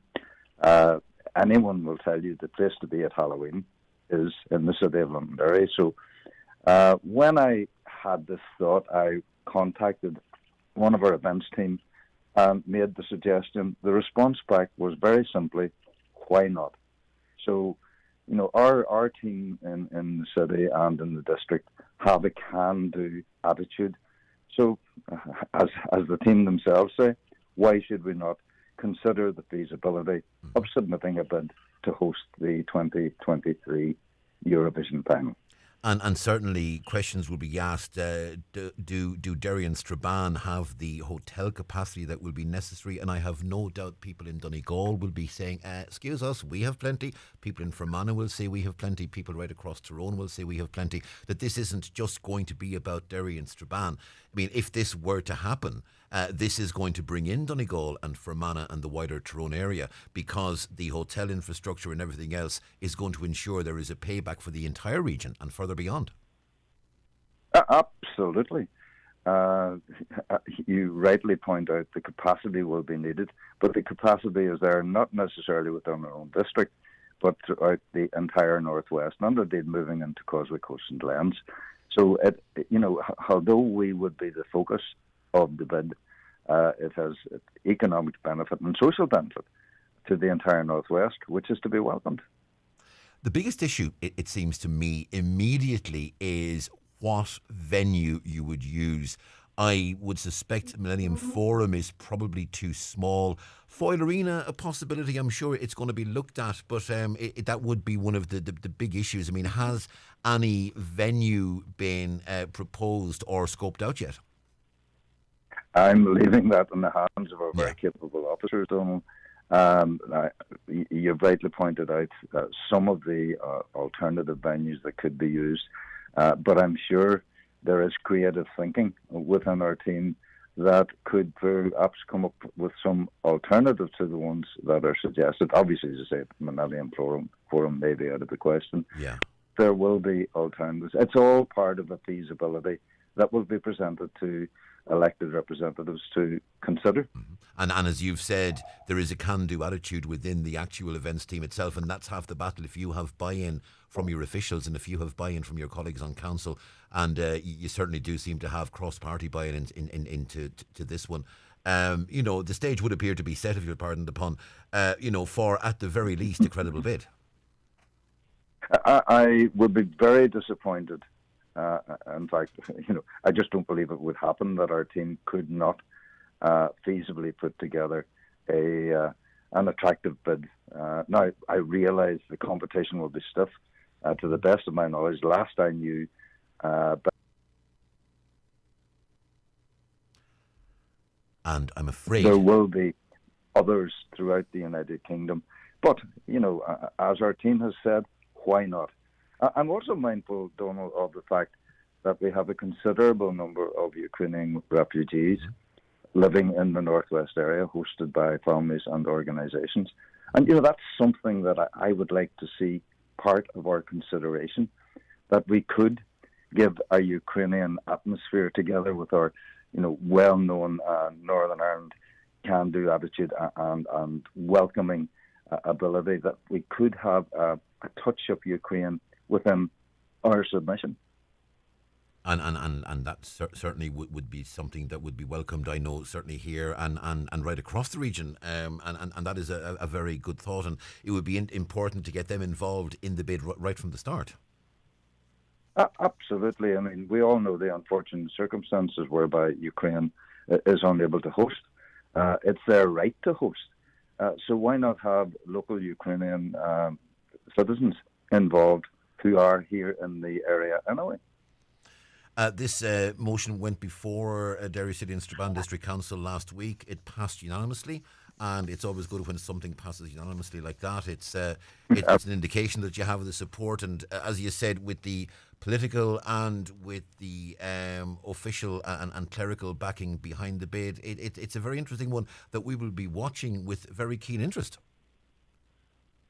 Well, we will all be watching with keen interest.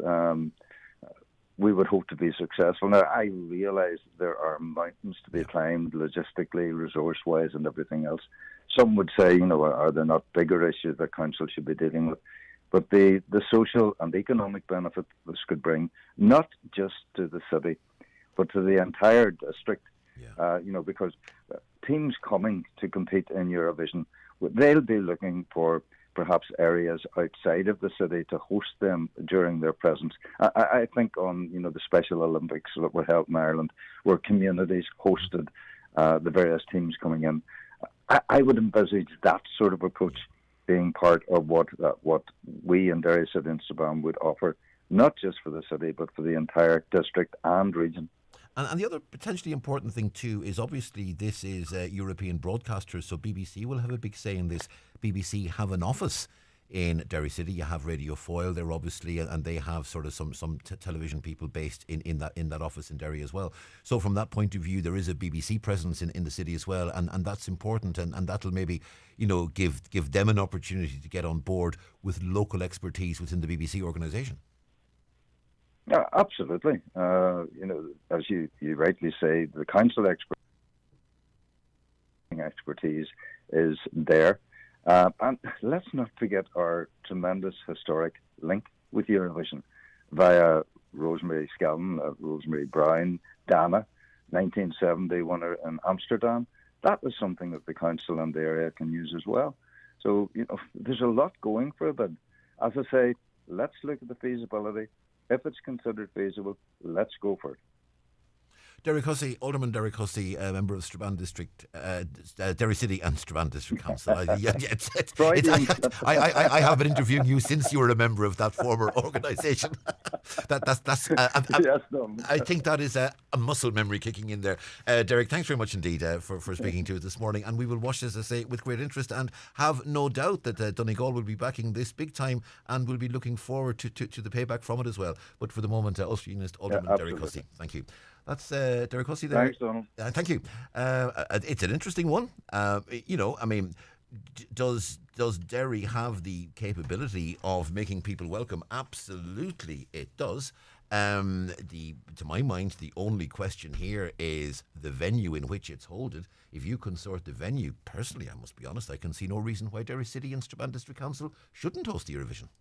Milford Tiles, Wood Flooring and Bathware, Milford Retail Park, now open. Large range of wall and floor tiles on display and in stock. Over 70 different laminate floors to suit every pocket. Tilers and wood fitters available. New Bathware showroom now open. Milford Tiles, Wood Flooring and Bathware. 083 091 0707.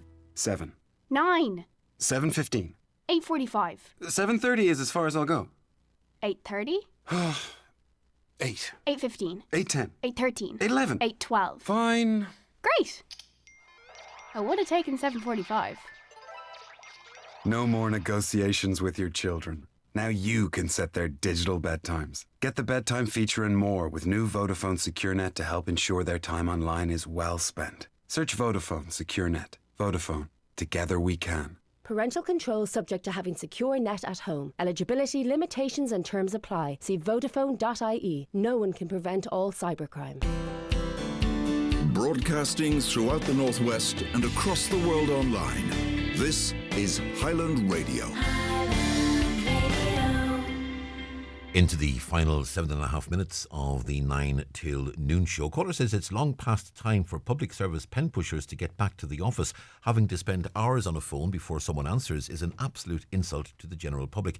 In the meantime, we're running up huge telephone bills.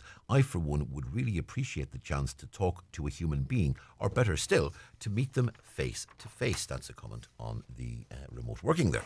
Now, we're going to go to Susan Gray. From Inishowen, the founder of Park, promoting awareness, responsibility and care on our roads. And an issue that Susan has raised on many occasions in the past, and it's still an issue. Susan, good morning.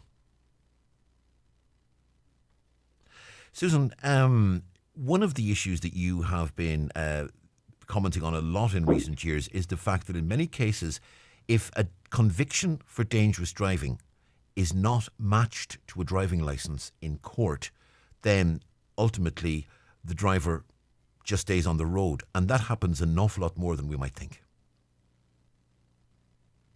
Yes, Donal. For a conviction to apply onto somebody's licence, the RSA needs to have the driver number as well as the driver's details.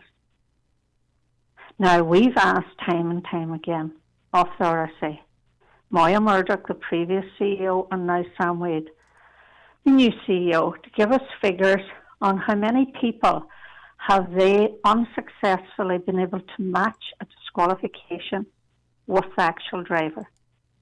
We know that they have what they call a ghost file. And on that ghost file are people who have been disqualified in court, either for dangerous driving or drink driving, or for accumulating the maximum amount of penalty points, and they're disqualified in court. But what you're effectively saying is that even though that penalty is applied in court, until such time that they can match, that they can get the driver number and 100% know that they have the right person, until they have the driver details and the license or the driver number of their driving license, they cannot input that information onto the Transport's National Vehicle Driver File. And that's where the Gardaí get the information from when they stop somebody at the roadside with their new handheld devices, this new technology they got a few years ago. They need access to the National Vehicle Driver File at the roadside for instant clarification that the person that they have stopped may have been disqualified and is still driving. It may well be that there are data protection issues involved here, but I'm sure a lot of people are going to be very surprised to hear that it's not just automatic that a clerk of the court or a member of An Garda Síochána or someone working for the RSA can't take the address and the name and then match that to a database of driving licence numbers. I mean, is this data protection or is this an issue of computing? I mean, why can't this just be done automatically? They need the driver number, and if the driver doesn't present his licence in court, or if he doesn't surrender their licence, and we know from PQs that we got raised that over 90% disqualified in court are not surrendering their licence to the RSA. Now, if they did, if the RSA insisted on this and made sure it happened, they would have that driver number. Now, the RSA's excuse is some people disqualified in court do not have a full Irish licence. They have a foreign licence. So be it. We are concentrating on the people that do have full Irish licences, and yet the RSA has a ghost file, and we want to know how many people are on this ghost file, which we believe is going nowhere. They're hoping they may, in future time, be able to match the driver with the licence. That is not good enough. We met with Sam Wade. He asked us for a meeting. We met with him on the 1st of February. One of our main question to him was, could he please supply us with the figures on how many people are on the RSA's ghost file, whereby they cannot match the driver with the licence, and how long have they been on, and at what stage are they taken off, if they cannot match. And that was on the 1st of February, Donal. Yeah. We're now in the 2nd of August. That's over 6 months ago. Sam Wade said on the 1st of February he would get Michael Ronan to send us on that information. Yeah. Again, the question, and the question is, and a lot of people can't understand this, is why, I mean, if I am disqualified, why can't someone go to the driving licence service and type in Donal Kavanagh and my address and into their database, get my number off the driving licence services database, and then transfer it over onto the database that the Gardaí use? I mean, all the details are there on various databases in various government departments. Surely it should just be a matter of bringing those databases together. And, you know, the argument would be, I would have thought, if I have, you know, if I'm disqualified from driving, I have lost any right I may have to the privacy of my driver number. Yes. But obviously it is not working that way. Yeah. Because if it was, Donal, the RSA wouldn't have a ghost file. Yeah. Susan, it's a very important point, and we look forward to hearing what response you get from Sam Wade and from others, and we'll obviously be asking the RSA about this as well. In the meantime, Susan, time has beaten us, I'm afraid. I have to say goodbye. Okay. It's All literally right. a minute to go. We will speak about this again, Susan. Thanks a million. Thanks for the moment. That's Susan Gray then from Park, and it's a very valid question, and it's one that does, I think, deserve a comprehensive answer. Thank you to Caroline Orr for producing. Thank you to Donna Marie for all her help as well. Thank you to all of our contributors. Most of all, thank you to you for listening. Coming up next, it's John Breslin around the Northwest. But for myself, Donal Kavanagh, have a very good day. Is it Friday yet? Because that's when we flat